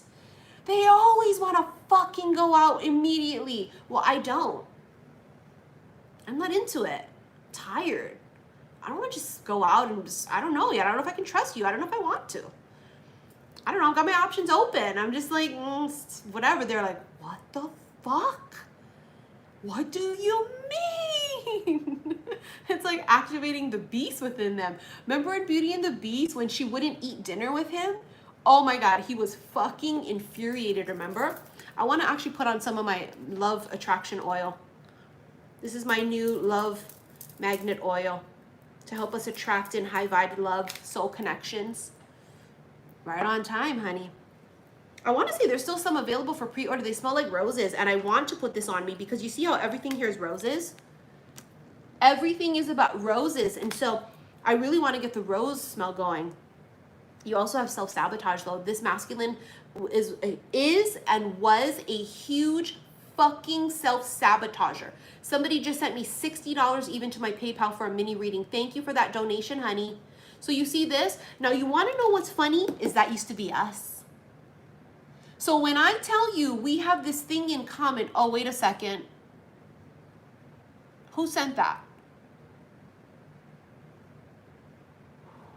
There was some kind of like restriction on the email after it. PayPal was like, hold on, blah, blah, blah, blah, blah. Who sent that? It must be an e-check. Was that an e-check? When it's e-checks, they don't like us to do anything with it in case it bounces. That's the only time I ever see when PayPal tells us that.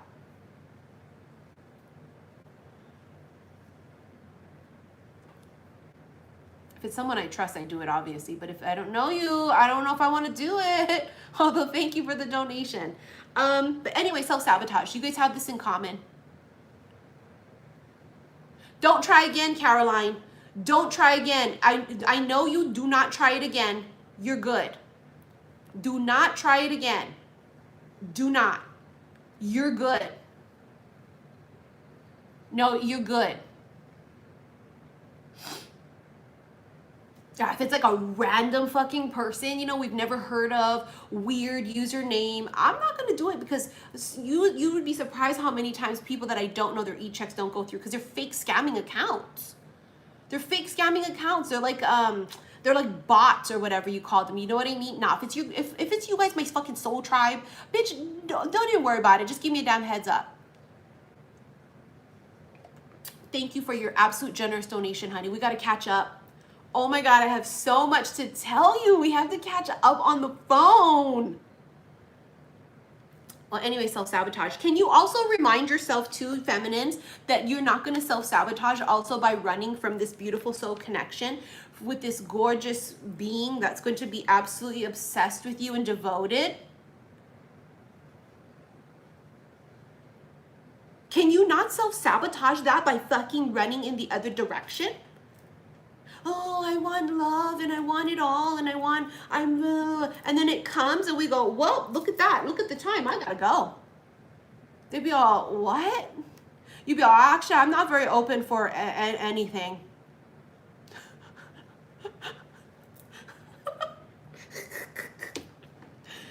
You know that we have to be careful not to climb the fuck up and dig out. All right, I love it. I'm gonna spend the rest of my evening shuffling 7 billion times each of these decks. I wanna hit the next mini personal, please. And we're gonna end with me using my pink potion, so don't nobody get upside themselves. We're gonna end this live with a collective read from my new pink potion. That was my Crimson Secrets. Run to my fucking website, bitch, and get them pre-orders, honey, because I'm telling you, oh, I love them so much. It was so worth the wait. I know Spirit was like, hold on, wait. The timing. It's Mindy. Mindy, are you still here, honey? God, my stomach is growling. You know what I'm gonna eat after this? A couple of stalks of romaine lettuce.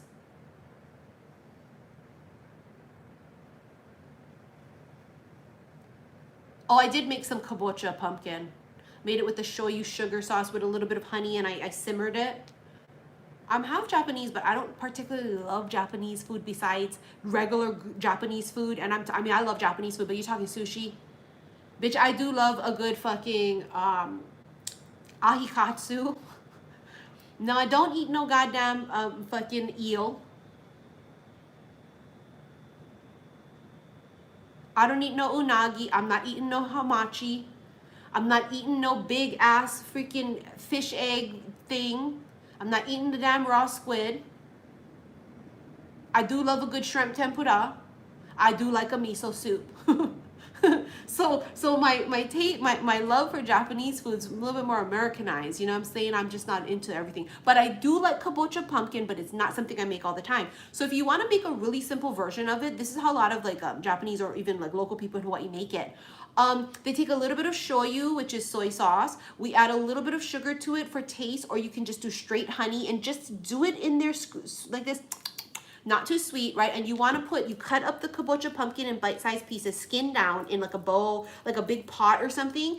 And then you're going to add in that, you know, shoyu sugar or shoyu honey sauce, just up until like, don't flood it like this. You want to leave it so that if this is the kabocha pumpkin, put your sauce like this, because it's going to simmer. And when it simmers and boils up, it's going to catch it all. But if you have it too much, it's just going to boil to smithereens. So kabocha pumpkin, and then here's like your sauce, okay? Because you're going to simmer it, not boil heavy, simmer, lightly simmer. And you do that really fast. I think it's like 10-15 minutes. And it's just so scrumptious and delicious. But I eat that with my salads. So last night for dinner, I had romaine lettuce. I also baked purple Okinawan sweet potato, the purple sweet potato, and I cut that up, I diced it up, and then I had some of the kabocha pumpkin in my salad, and avocado, and it was just a huge fucking healthy salad. Because I got to get in shape if I'm going to be riding that dang again. You know what I'm saying? Just kidding. Not really. I'm just in shape, because what if the zombie apocalypse comes? I have no cardio right now. Okay, there's other reasons that we have to be in shape cardio-wise. I've got to be able to run for my motherfucking life and do hurdles if a zombie apocalypse comes. And of course, it will come in handy with the fang with the dang-a-lang-a-lang, okay? Because I like to be prepared and I stay ready, so I ain't got to get ready. But anyway, here we go, Mindy. It's a lifestyle channel, honey. All right, here we go for Mindy, please. Spirit. Oh, the excitement of those cards, honey. I'm just like, this is for Mindy. Spirit, what messages do you have for Mindy?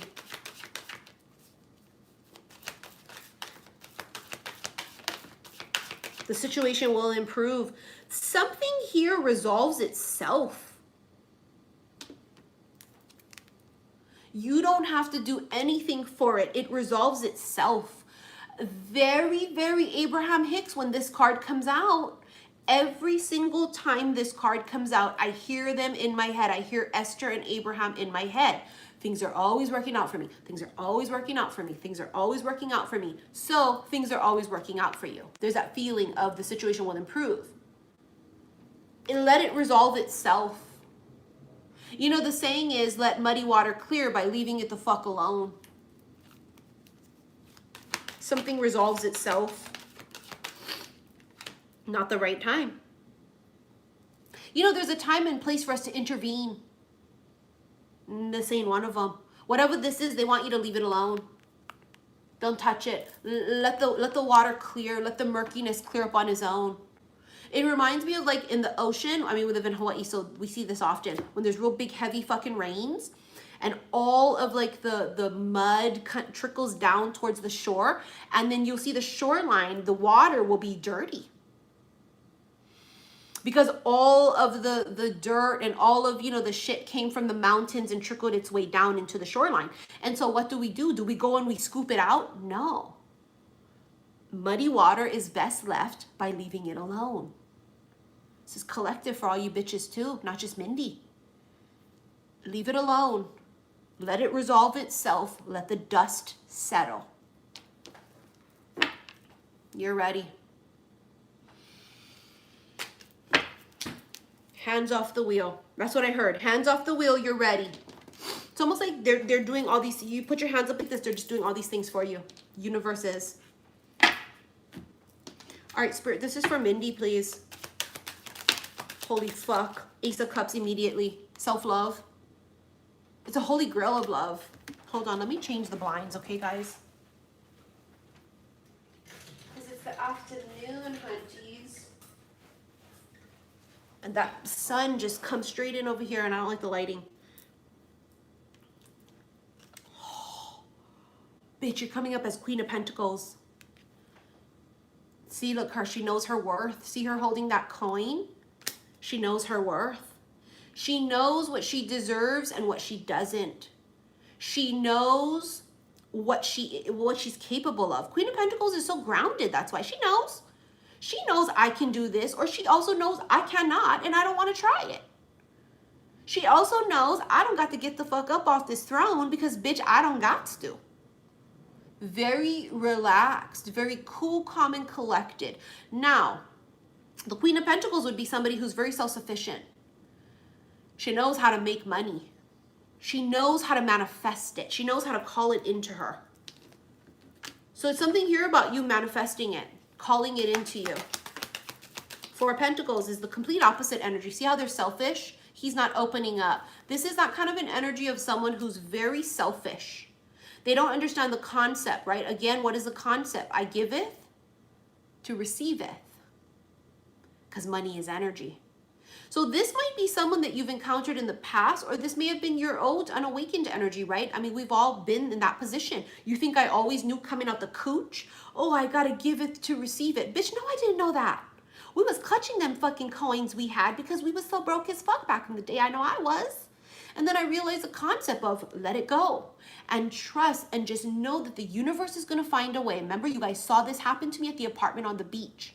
When I first started my fucking channel, I was going through this crisis where my ex, even though we were broken up all that time, he wanted the car back, and I did not have enough money to get a car. And so when he asked for the car back, somebody just sent 50 even to my PayPal. Thank you for that donation, honey. Let us know here who you are. Thank you guys so much. I love you. I love you guys for that energy exchange. But remember, you guys know the story. And honey, Mindy, this is relating to you, okay? Because if not, I wouldn't be talking about it during your mini reading. There's this energy of when I release. Christina, that was you, honey. I'm going to have to do yours off camera or next time we come live. Just because I'm burning out already. And you know me, I can feel it already. I don't want to give you guys a half-ass shitty version of me.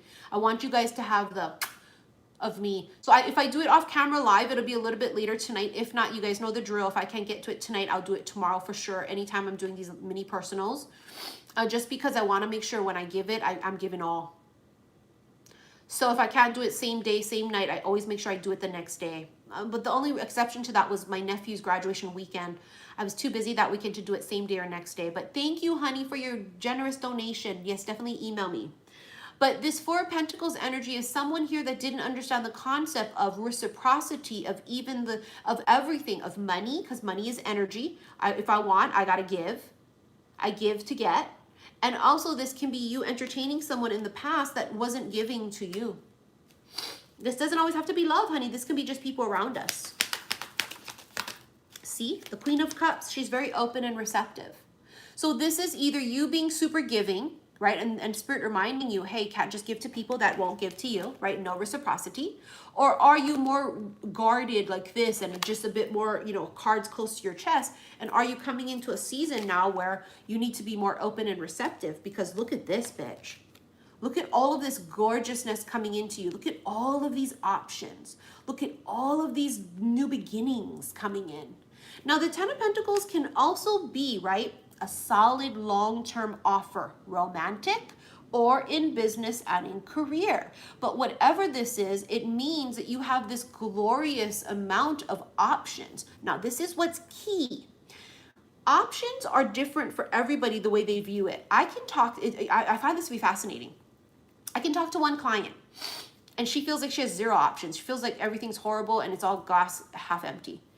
And she's talking about this, that, there, and the other. And all the things she's listing are all these like little blessings and like new beginnings and all these gorgeous options. And truly it's this, right? Because I can hear it in what she's telling me, but it's the way she's looking at it. They're looking at it as not blessings. I can talk to another client who sees all those little blessings inside of them and it's even less than the other person. So you see how everything is perspective.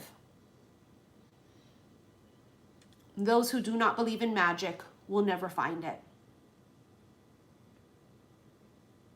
Those who do not believe in magic will never, ever, ever find it. So this is your reminder that whether you are around people that are negative Nancy's or if you find yourself sometimes falling into that energy, the reminder of don't let that energy distract you. Don't let that energy drop your vibration. It's perspective, right? On a gorgeous Tuesday. Do you know how amazing I feel right now? I didn't do anything today, but go get my Starbucks coffee today and just me drinking this black unsweetened iced coffee, I feel abundant. And you know why I feel so happy? Because I bought this coffee with a gift card that many of you send me and email me just as a thank you. And I mean, and I feel so amazing just connecting with you guys today. I feel like so blessed and so many blessings with your messages and all of your donations you guys sent. I just feel so blessed. And then my cards coming in today a little unexpectedly, right? Finally, in the divine timing of that. And for all of you witnessing it, you were a part of that, right? And there's like 7 miracles in this one day that I can note that to someone else, they would be like, that's it? That's all? But for me, I see the magic in things and I see the miracle in it. And I'm so grateful for things. I'm grateful for everything because I know what it's like to have nothing. I know what it's like for people to treat you like shit. And so for me to have beautiful, wonderful support from people, I treasure that. And I'm so grateful and thankful for that. And so you see the perspective is this energy of, do you see it as a glass half full or glass half empty? I guess that's your reminder from Spirit to see things from a higher perspective. All right, Spirit, this is for Mindy. Oh my God. You got the ladybug. Ladybug is one of the most amazing spirit animals. Why? Because it represents a vibrant, abundant life. There's that 10 of Pentacles again. Happy, comfort. There's the 10 of Pentacles again. Leisure. Wishes are coming true, and possibly for someone, either you or someone close to you, birth of a daughter. But that doesn't always have to be. It just symbolizes that it could be. You see what's coming in for you, and it is perspective. Someone buying me this cup of coffee to me is a fucking glorious miracle, and I'm so grateful. Even if I don't show it, I have a Capricorn moon. I'm very cold. I may not be all... When people send it to me, but you guys don't even know, like I have a tear in my fucking eye when I'm paying for it, you know, the drive-through at Starbucks, because I just feel so grateful and thankful that a stranger sent me a fucking Starbucks gift card. A stranger donated money to my PayPal. Like, I get choked up. Maybe not outwardly to everyone, but that's just the way I am and the way my emotions are set up. So you see what I'm saying about how this is about finding the absolute magic and beauty in everyday fucking life. And I think the more that you guys do that, the more it's going to manifest for you. But Mindy, there's something coming in with this. There's something coming in with you about manifesting all of these little things. And I feel like I said that, didn't I? That you were manifesting things. Could be manifesting a dang-a-lang. I don't know. Maybe that's just a masculine. I don't know. But the man. A man in my Blanche Devereaux voice. A man, honey.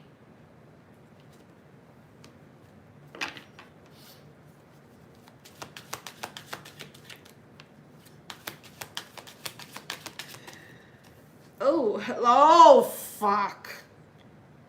Fuck around and find out. It could be a married man. Now, I don't know if this is past energy. I don't know if this is your counterpart you haven't met yet who's getting out of something. We never want to freak the fuck out because we don't entertain married men.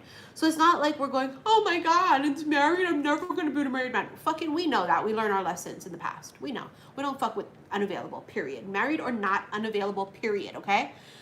But this could be someone you are in partnership with in the future. See that? Partnership, soul connection. It's a bond. You are creating this deep soul connection and bond with someone. Remember that reading I just did with the Crimson Secrets, my new oracle? That devoted and that soul connection. And it's like they are inspired by you. They might be inspired by your kindness or your openness. And we don't mean open to put us susceptible to danger and harm, but we mean open to magic and love and romance and when pigs fly kind of an energy. And of miracles, they might love your faith. They might love that you see the glass as half full. It fuels them. You know what I mean? If you're around people that are always negative Nancy's, it's very difficult. It's draining. When you sometimes are having a really difficult day and really having a hard time seeing the good in it because it's busy, it's hectic, or you're sad, or you're mad, or you're angry. When you're around people that remind you that magic is everywhere, you just have to be open to magic being everywhere, it is a gift. It's a fucking gift. Because dear Lord Jesus, Buddha, Mercury, Jupiter, Pluto, Mary Magdalene, yes, they're attracted to you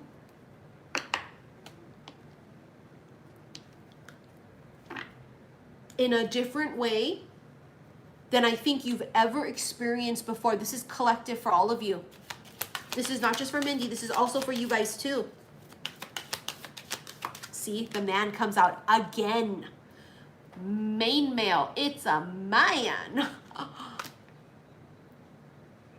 Blanche Devereaux, honey. Blanche Devereaux was living her best life, honey. She went out on dates because she wasn't going to settle.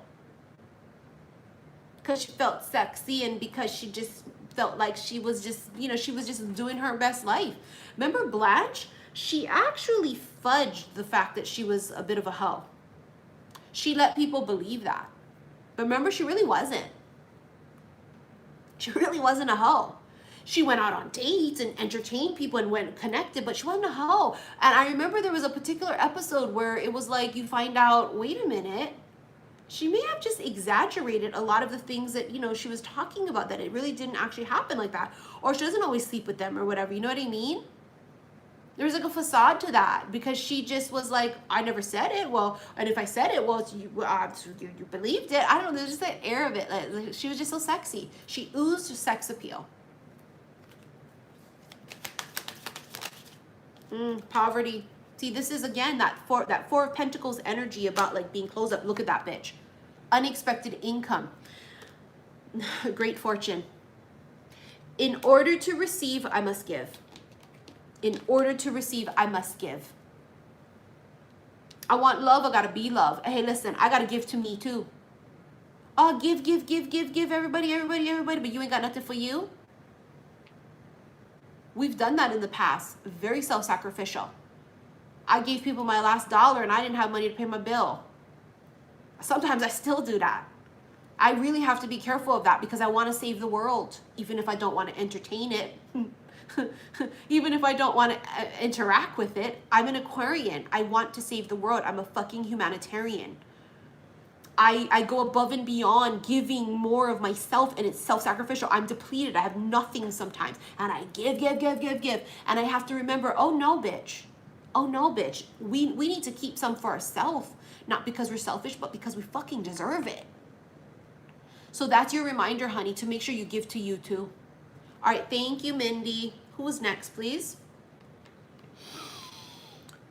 How big is my list? Because I may have to do your guys' readings off camera on email, either today or tomorrow, or the next live if you prefer it live. But let me feel it out because I want to finish up with the Pink Potions reading and I'm gassing out. Because I don't just read tarot, I fucking channel and I'm intuitive, so it's really difficult. This top, honey, it was like $7 from Ross. I got like 2 different styles. And I'm a bit of a hoe, so I do the crop top thing when... Listen, we grew up with crop tops. Okay, we had the low jeans, we had the fucking crop tops, and so I'm a 45-year-old crop top wearing bitch. That's my shit. That's my comfort zone, and that's just how it is. I'm sorry, but the hoochie mama in me just did not leave my system. It just did not. I thought it would leave with age. It did not. I'll be at the nursing home, honey, sitting there with my crop top, motherfucker. All right, who was my last 2? Caroline and, oh yeah, Christina emailed me. It's just Caroline. All right, here we go with Caroline. Here we go. Caroline, did she want it live or emailed?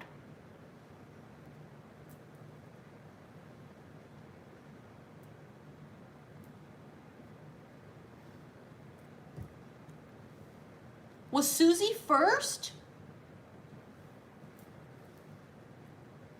I think Susie was first, no? Remember, she was the one that was sitting there, that donation that was sitting there. I didn't know that she sent 50.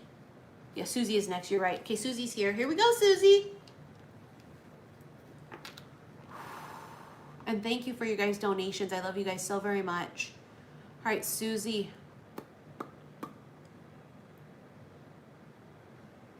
Uh-oh.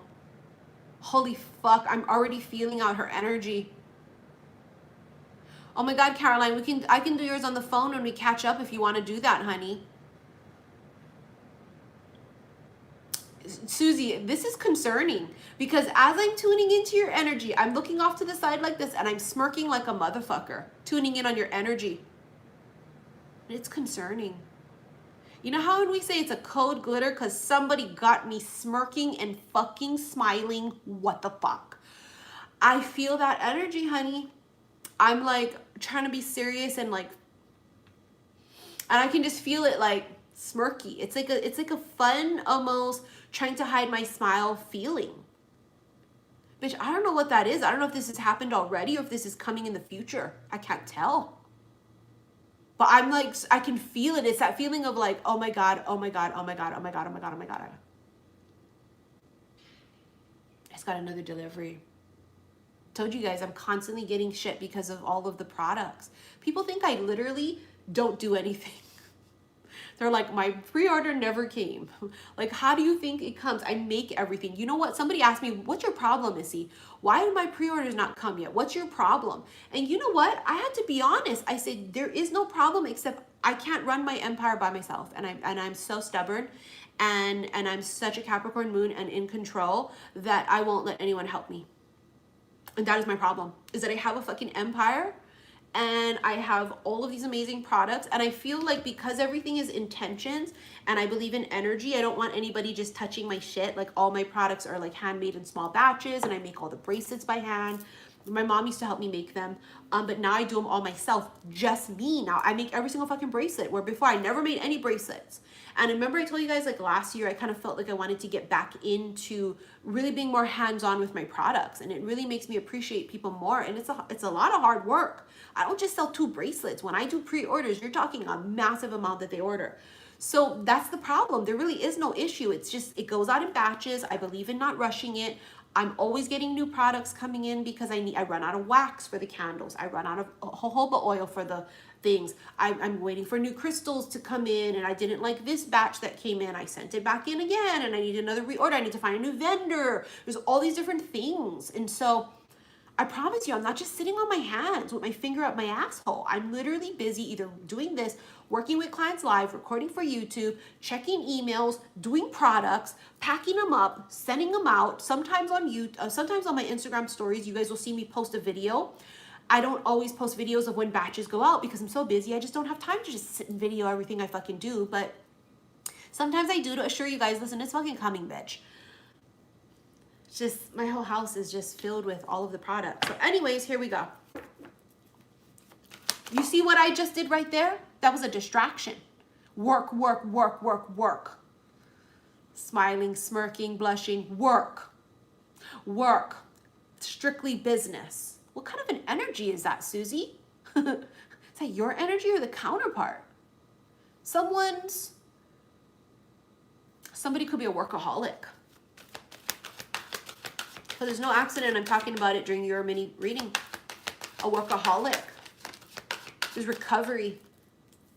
Someone's healing from something. Something with this, the mind. I don't know if this is headaches. I don't know if this is overthinking. This is you or the counterpart now. There's something about the head. The head or the mind. Thoughts or the actual literal head. Recovery of that. Could also be recovery of something that was, you know, a stressful thing in our head that we're thinking about stress. Oh my God, oh my God, oh my God, oh my God, oh my God. You're the workaholic. Here we go. I mean, you Capricorns will relate to the workaholic energy. Capricorns are all about their fucking coins, bitch. That's why I'm like this, because my Capricorn moon. And thankfully, you guys, I don't have like an aqua moon, because I would be so go with the flow, or a Pisces moon, nothing would get done. Thank God my Capricorn energy and me get it done. Do it business. So the workaholic energy is coming through heavy. There's something here about the recovery of something. You've been getting a lot of headaches? Yeah. What sign are you? I don't always ask people that, but I want to know. I'm just curious what your sun sign is and your moon if you know it. Are you an overthinker by just characteristics wise of your sign? There's something better. Oh my God. Remember the saying, the best is yet to come? Whatever you have coming in this new cycle, Susie, it's fucking huge.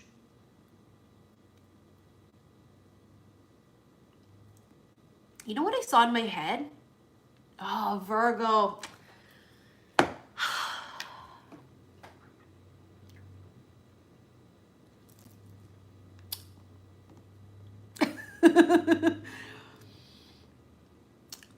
Yeah. Headaches, migraines, overthinking, all in Virgo. Yep. Yep. Yep. Yep. 100% Virgo. 100%. My baby's a Virgo. She's double, actually.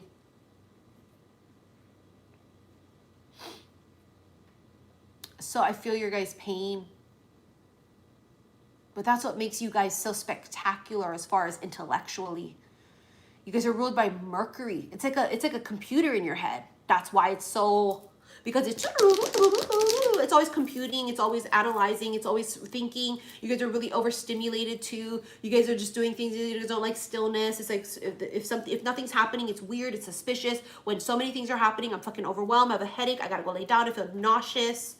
My IBS is fucking acting up. You know what I'm saying? Like, because for you guys, especially too, the gut is really connected. The gut's connected to this for some reason. For all of us, yes, but Virgos especially. You guys have to really practice healthy gut health, because if not, it really fucks you guys up. And again, it's everybody, but it really seems to affect Virgos. If you guys don't eat well, you guys get really fucked up and tired and headachy. If you guys eat the wrong things, your guys' stomach gets all fucked up. But it always seems to affect like the nauseousness and the headaches and stuff with them, the migraine or whatever it is. It's a Virgo thing.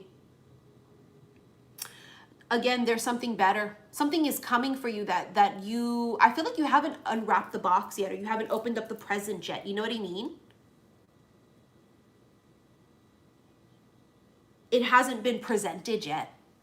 Whatever it is, it's going to fucking make you smirk. And you don't want to be, because I think maybe it's like strictly business, and maybe it's a business thing too. Maybe you're at like a fucking place where the person's working. And so, maybe it's like the barista and they're like flirting with you, you know what I mean? Or it's like the waiter or something, or maybe it's fucking Dave from accounting if you work at a place with people. What does that say? Yeah, I have to take probiotics and digestive enzymes. And people say astrology ain't real. They say fuck the zodiac signs. How did I know that? Because it's a huge characteristic of all fucking Virgos. Not because I made it up, not because I think I'm fucking the prophet God, because it seems to be a lot of you guys with the same issues of the same zodiacs. Isn't that crazy? Virgos have to eat properly. There's something connected with your guys' gut and the brain. Again, all of us, gut instinct, yeah, that gut instinct here, and the same thing with the brain, right? It's just something about it. But for you, Susie, this is a big reminder for you. Make sure you eat. And not only eat properly, but there's something about that gut and the head. The gut instinct and this. Don't let this override this. This is it. Instinct. Primal. Intuition.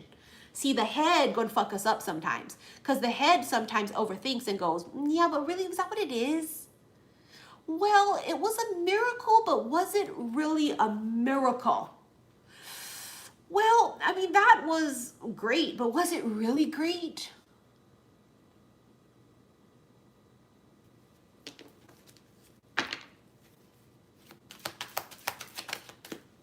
The woman.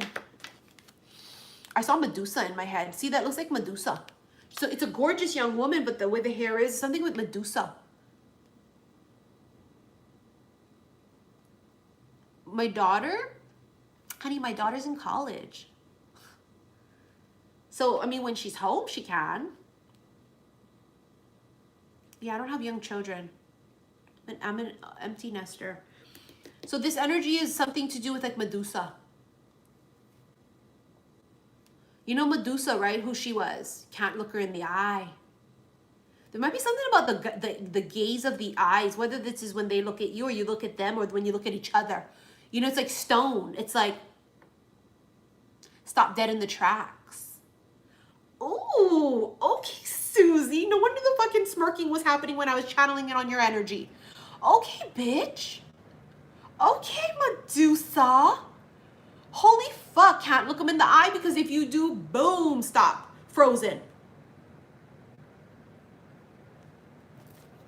Holy motherfuck. Someone stops dead in their tracks. It's the gaze, the eyes, the stare. Bottom of the deck is the lily. Now, my new Hail Mary candle is gonna have dried lilies in them because there's obviously magical properties to it. But the lily symbolizes established ambition, experience, development, achievement, longevity, mature, and sexuality. They're sexually attracted to you. It reminds me of like Blanche Devereaux. Remember, we were just talking about her earlier. It's a man, and she just oozes like this sort of sex appeal. But with her, it's very extreme and it's very extroverted. Some of you are the introverted Blanche Devereaux from Golden Girls. Some of you. So the lily is someone here who's very mature. She's very established. She could be experienced. She kind of just knows better. The white wolf, confidence, guidance. And the chariot. This chariot's Cancerian. Somebody is being guided by the moon. We talked about that earlier. Why? Because in this chariot card, it's the fucking moon. Moon rules Cancer. Now see, this is where it gets tricky. Chariot in tarot cards is Cancer, right? But the moon is Pisces in tarot. But the moon rules Cancer as far as planets go. And then Pisces is Neptune.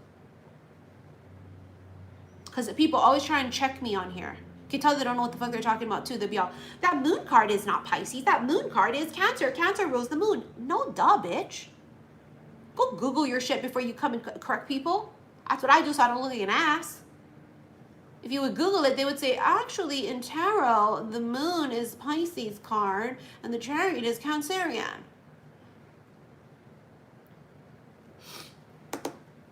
There's some sort of guidance here.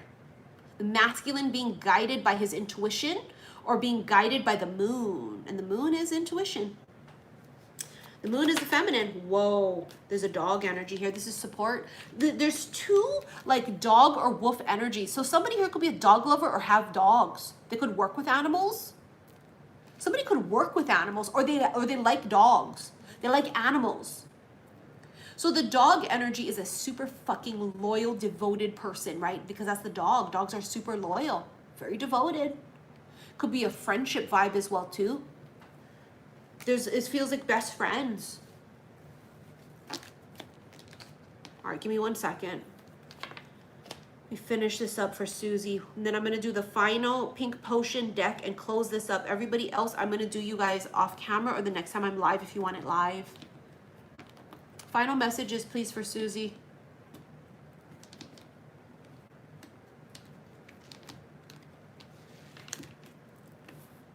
I just heard handpicked. It's funny too because I just looked at my new card, right? Handpicked, and I heard it in my head, handpicked. It doesn't say handpicked. It's my Crimson Secrets deck. But you see how they're like reaching for it? Something about handpicked. Selective, handpicked. That's Virgo. Virgos are very nitpicky. They are pickier than motherfuckers. You guys got to look at all the fruit to choose which fruit. You guys be digging in the bag with the chips. You don't want the distorted, ugly chips. You guys don't want the bruised this. You want the perfect this. I want the perfect piece of chicken because I don't like that. I don't like the way this potato look because it's a little dented right there. Virgo energy is nitpicky. Look at that. Someone's coming in, honey. Are you ready? Remember what our first card was earlier from my Midnight Hour deck, the emotions, and she was drowning in emotions? Can I show you how this is so incredible, how we're ending this reading, this personal reading with Susie? I'm going to show it to you guys. Because as we wrap up her reading, because I told you bitches, this is all collective, because you guys are the cross watchers. So remember we had the emotions card. I want to show it to you guys. Fucker, where is it? Second to the last. Look at the similarities. See how she's drowning in the water? Look at how she's drowning in the water. Do you see how it's the same? The moon is Pisces. The moon is this, I mean, it's emotions, right? So in my emotions card here, it was feelings, purging, and being overwhelmed. So whatever this is coming in, Susie, there may be a feeling of extreme overwhelmed. Extremely overwhelmed by emotions. Remember, it's Medusa. The look and frozen. Absolutely stunning energy, honey. Absolutely stunning. Ooh, and it's juicy too. All right, honey, that's your mini personal reading. Thank you so very much for your generous donation. All right, you guys, I'm going to finish this up. I know this was a long one, but honey, it was much needed with this long weekend, okay? We are going to be using my new pink potion oracle deck. Earlier, we used my Crimson Secrets, and now we're going to be doing my pink potion. Again, if you want to catch your pre-order, you can go to my website now before it sells out. I am accepting all 4 pre-orders for all 4 of my decks. Spirit, tell us what the fuck and wrap this up for us, please. Wrap this up for us, please. Communication. Remember I showed you guys this card earlier? I just love the way it looked. Someone's going to be communicating with you. I feel like you're dying to. See, elusiveness, bottom of the deck. There's this elusiveness to it. It could be you holding back your communication. Look at that. Bottom of the deck is hidden truths. Someone here might not be saying everything. They're trying to hold some back. They're trying to be elusive with their energy, but specifically communication. They're holding something back. Is it you or is it them? So this elusiveness is not just being all out there, not just telling somebody all your business. Remember, if you guys are starting to date again, they're used to that. They're used to someone that just wants to cling on to them. This is why they're all defensive. Oh, I'm not looking for a relationship. Motherfucker, who said I was? I don't even know if I want to fucking talk to you for 5 minutes, bitch. They're so used to that, just wanting, that the feminine is just going to latch the fuck on, you know, and just, oh. But this is like you stepping outside. Remember, we were the fucking dragons peeking out and we were elusive all this time. And it's not just that, it's this elusiveness of the mysteriousness of your energy. You're not just all up in their grill. If they don't text you, you don't text them back. If they text you something fucking stupid, you don't respond.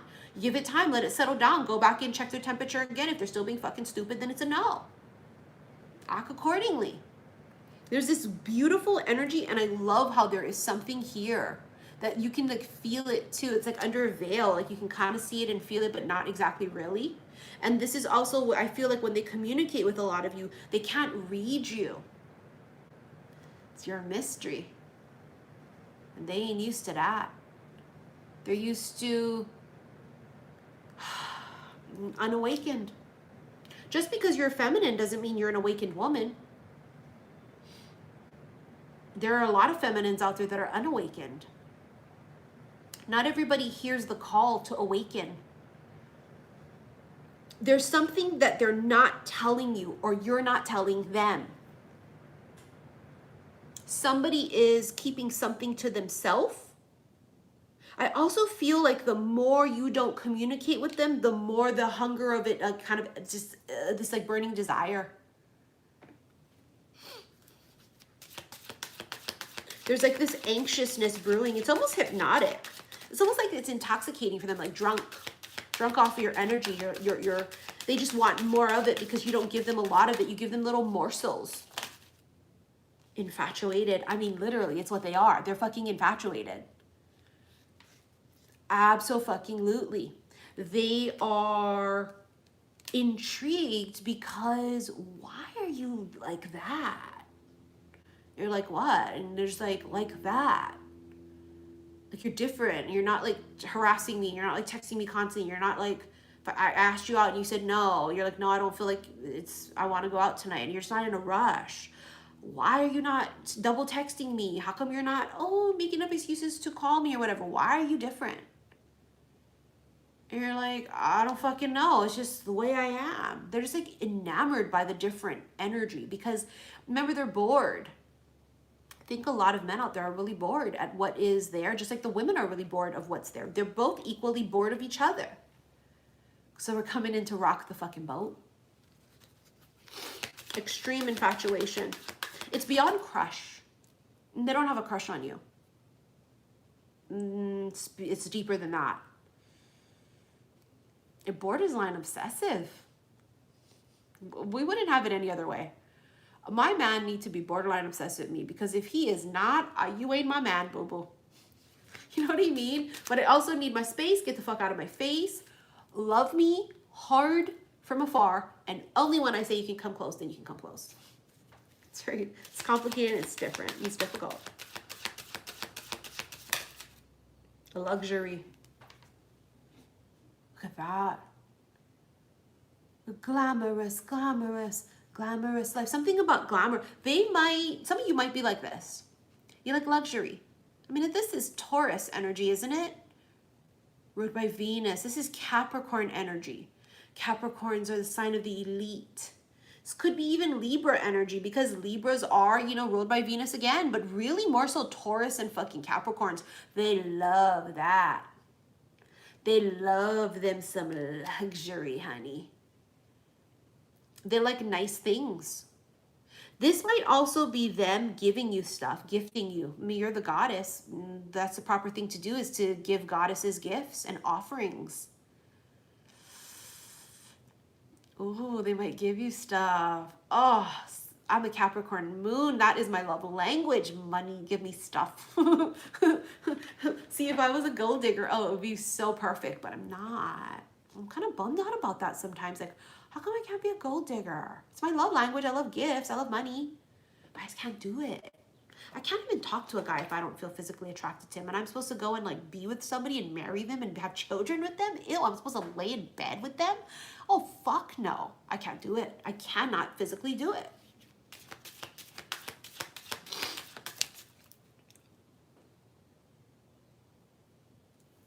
Golden touch happens every time your eyes meet mine.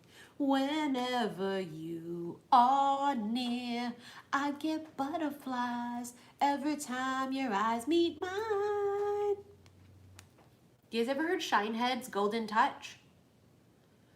One of my absolutely favorite songs. I used to always joke and say that that was gonna be my wedding song when I got married. It's a reggae song. Shinehead. Golden touch happens every time your eyes meet mine. I'm singing the words wrong, I know it, but whenever you are near, I get butterflies every time your eyes meet mine. Yeah, I mean, I told you it's beyond a crush. I mean, that's also Midas energy, isn't it? Everything we touch turns to gold. It's also about alchemy, making the best out of a particular situation. We win with every hand because we say so. That's what that feels like to me too. Everything we touch turns to gold because what someone else finds to be trash or what someone else finds to be shitty, we know how to alchemize that. I know how to take a 2 and a 7 and win with it.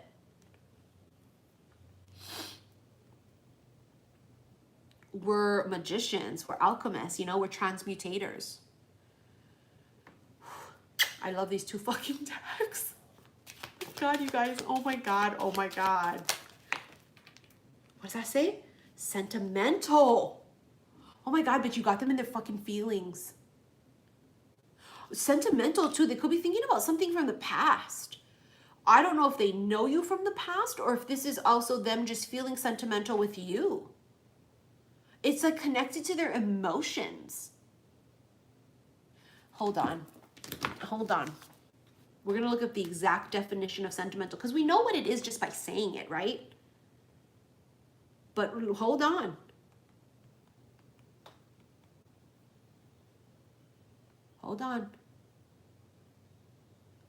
Of or prompted by feelings of tenderness, sadness, or nostalgia. Excessively prone to feelings of tenderness. Oh my God, you got them in their motherfucking feelings.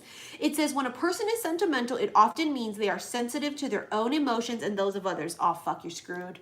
If that's a fucking water sign male, good luck.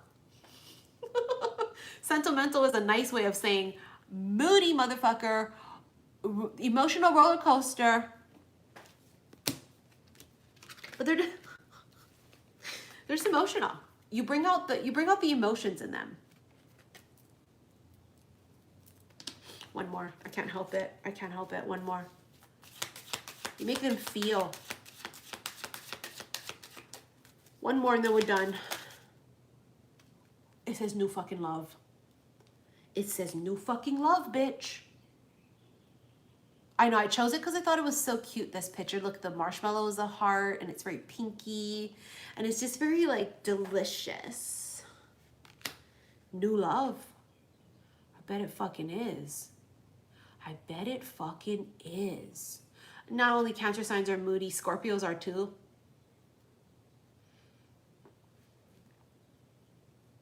Cancerians might be the moodiest of all 12, but Scorpios are not very far behind, honey. They're neck and neck.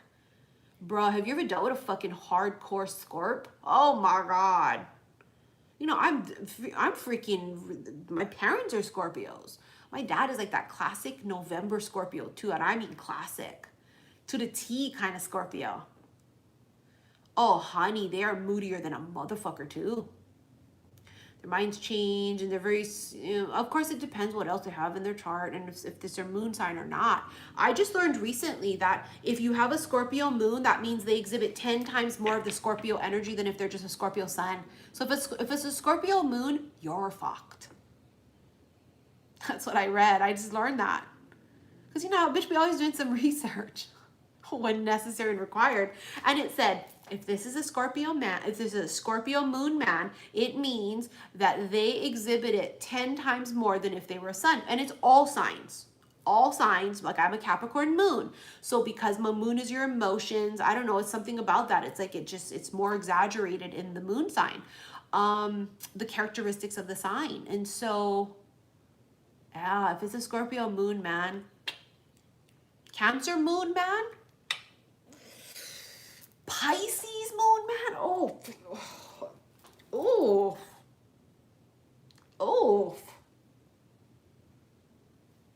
girl, you're gonna have to call for backup, honey. You be getting whiplash too. Well, Scorpio is the energy of forced transformation. So if a Scorpio is in your life, that means there's major transformation coming for either you or them, or the both of you. That's what's really crazy about that, and it's kind of scary in a sense too. They're ruled by Pluto. It's destruction. Old ancient ruler co-ruled by Aries. I mean Mars. Yeah, so it's destruction. Plutonic, destroy, endings, death. They're very sexual too. Yeah, they rule the lower extremities. They could be, if they're unawakened, they could be extremely cruel and moody and cold and unkind. If they're awakened, you've hit the jackpot. And any masculine, but especially like I mean, you've heard me say this for years. Since the apartment on the beach, you've heard me say, if you can find an awakened Scorpio man, there's nothing like their love, because they're so loyal. Yeah, but they're fucking crazy too. They're fucking super patient when it comes to revenge. They're very impatient in life in general, but not when it comes to revenge. They're fucking nuts. Seriously, they're fucking crazy. I've said it for years since the apartment on the beach. You show me a room full of men, I'm going to be attracted to the fucking Scorpio or the one with issues. They're extremely loyal, but they're fucking nuts. Be careful. Cancerian men, very charming. The most charming of all 12. Neck and neck with maybe Aries and Leo. I know I should do videos for each sign that I'm acquainted with and I know really well. Aries, though, they're too... I don't fuck with Aries energy. You guys know I always argue with them. I don't know, they're always argumentative because they think they know it all, but they don't know shit. I'm an Aqua. Honey, that means I'm 11th on that fucking zodiac chart, honey. I'm ancient, and don't fuck around. They're the babies of the zodiac, you know what I'm saying? And so they're really charming too. But it's Mars, so they need friction, they need action, they need movement. It's why people that have Aries moon, they always need action, they need chaos, they need movement. Because when nothing's happening, Aries thinks something's wrong, because Aries is always used to chaos and war. They're used to movement and action. And anytime Aries people, I get my clients that are Aries, they go, something's wrong because nothing's happening. And I'm like, bitch, that's normal. And so Cancerian men and women are completely, totally different. They're night and day. A lot of the zodiac signs are, especially Cancerians. Cancerian men can be super fucking moody, and they're on this whole other spectrum. They're really charming, but they're iffy. They're kind of off and on. They retreat because they're the crabs. They're very sensitive. You could joke about them with something and they get mad and upset. Scorpios do that too. You gotta be careful because Scorpios are super sensitive. You hurt their feelings immediately. Like, I'm a Capricorn moon, bitch. You can't hurt my feelings. Unless I'm in a mood and I'll hurt my own feelings. Thank you. But you just can't. I'm like stone. You know what I mean? Like, seriously, I'm like fucking stone. Not all people are. Some people are super fucking sensitive, especially if it's the moon sign, right? That makes them really uber sensitive. Moon is emotions. Venus as well too. Venus is that interaction with love. So be careful because Cancerians are very sensitive. But they're super charming. Absolutely gorgeous, charming. You'll fall in love with them in 7 days. They'll fall in love with you in 7 days. And then later they're going to change their mind. Because they always fucking change their mind. I don't know what's wrong with them. Okay, Cancerian men. When they're moody and they pull back, you're done, honey. They're a shell. They don't open up at all. They're very like, I don't know, almost, you ever saw crabs on the sand? They can be a bit skittish. Do not get me started on Pisces. I was with one over a decade. Don't get me started, honey.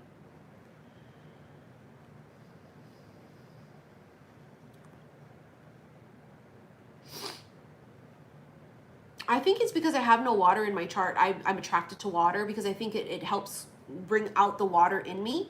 I think if I was with someone that was very heavy air, earth, like I am, I think that we would both be just cold walking zombies of statues. You know what I mean? So I think that, like, for someone like me, that is helpful for me to have someone a little bit more emotional, brings out my emotions too, because if not, I'm just not very emotional unless I'm PMSing. And I'm purging, right? Other than that, I'm just like not. So I think for a lot of you guys that require the water, I think it's great for you, but you just can't be. See, we won't put up with shit in this vibration. We're not going to put up with the psycho. I'm not going to put up with somebody that's too moody and takes it out on me. You can be moody. be in your own mood, but you don't take it out on me. Okay, you do you, I'll do me. I'm moody too. I'm an Aquarius with a Capricorn moon. Bitch, I'm moody. I am grouchy 80% of the time by nature. I understand what it's like to not know why we feel kind of grouchy and melancholy for no reason at all. I know, I live in that energy every day. You do you, I do me. Don't take it out on each other. That's the key here. You and your emotions, I leave you alone. You leave me alone. We don't take it personal when we get a little short and snippy. We're good. What I do not fucking like from people, romantic or not, is you take your shit out on me. And I didn't do shit just because you're not feeling well or you're fucking moody or you're tired or you're fucking hungry. And when I catch myself doing that to other people, and it's always the people really close to us, right? Like my kid. And sometimes I'll do it with my kid and I feel so horrible after. And because I know what it feels like to have it done to me and I hate it. So again, that's why, being self-aware and being more higher consciousness, there's a better chance of relationships being really healthy and working out because you're both aware of those things. Like, yo, we both feel moody as fuck. It's normal to be. Some signs are more moodier than others, but you don't take your shit out on me. It's not my fucking fault that you're in a mood. Go be a bitch to somebody else. Don't be a fucking cut face to me. Yeah, I've had to learn the hard way of not being a great parent. It makes me so emotional. I get so sad about that. I feel like I owe my kid everything. Because I was a young, stupid ass single mother. And I made so many mistakes with that kid. And she has been through hell because of me and the choices I have made. And this is why nobody will ever fucking put me in that type of position to entertain that ever again. Because my kid has had to deal with hell because of my choices. And my kid's a ride or die. She's my best friend, she really is. The strength that our kids have after persevering through the shit we've unfortunately put them through with our own experiences, they're fucking ancient old souls. Our kids are. They're fucking amazing, the strength they have, the things they've been through, and they persevere and they're still happy and successful. And even those of them, there's some children out there that are still, have PTSD or they're scarred from things. The light that you see within them, honey, they're 10 times better than us. I want my kid to be better than me. I want my kid to be beautiful, more beautiful than me. I want my kid to be smarter than me. I want my kid to be more successful than me. I want my kid to have the whole fucking world. Not me. Even when she was young, I would always make sure she was so cute. She had the cutest clothes. Her hair was always done, even if I looked and not great. I always made sure my kid did. But I did not make the best choices, and I would never, ever publicly say, oh, I was such a great fucking mom. Everyone knows I wasn't. My friends know that. My family knows that. My kid knows that. I would never claim that because it's not true.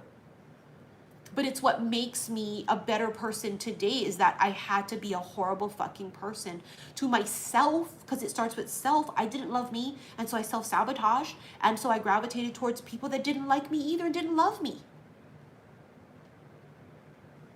And that's that journey we've been on, is that unfortunately, I went through that journey with a little kid by my side who is like,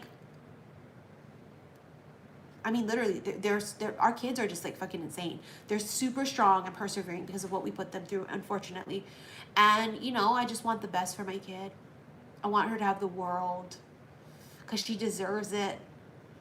And this is why I ride so hard for her, and I want to give her everything, because it's almost in a way like trying to make up for the things that I've done wrong. Maybe I'm PMSing right now. Maybe I'm doing it in my period, honey. I don't know, but I feel like bawling. It makes me really emotional talking about her too. It's the love of my life. But yeah, honey, we had to learn the hard way. This is why going back out into the dating world now, we will not fucking tolerate shit. We will not tolerate it. We've been there, we've done that. We love ourselves. We love our kids. We love this protection bubble we've built. And you better be really fucking something to come in.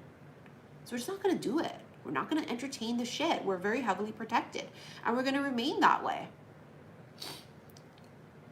So what a beautiful live reading, you guys, really. I missed you guys. You guys know, I know when I first started YouTube, I'd come live every single day for hours. We'd come live in the morning. You guys would watch me eat dinner later.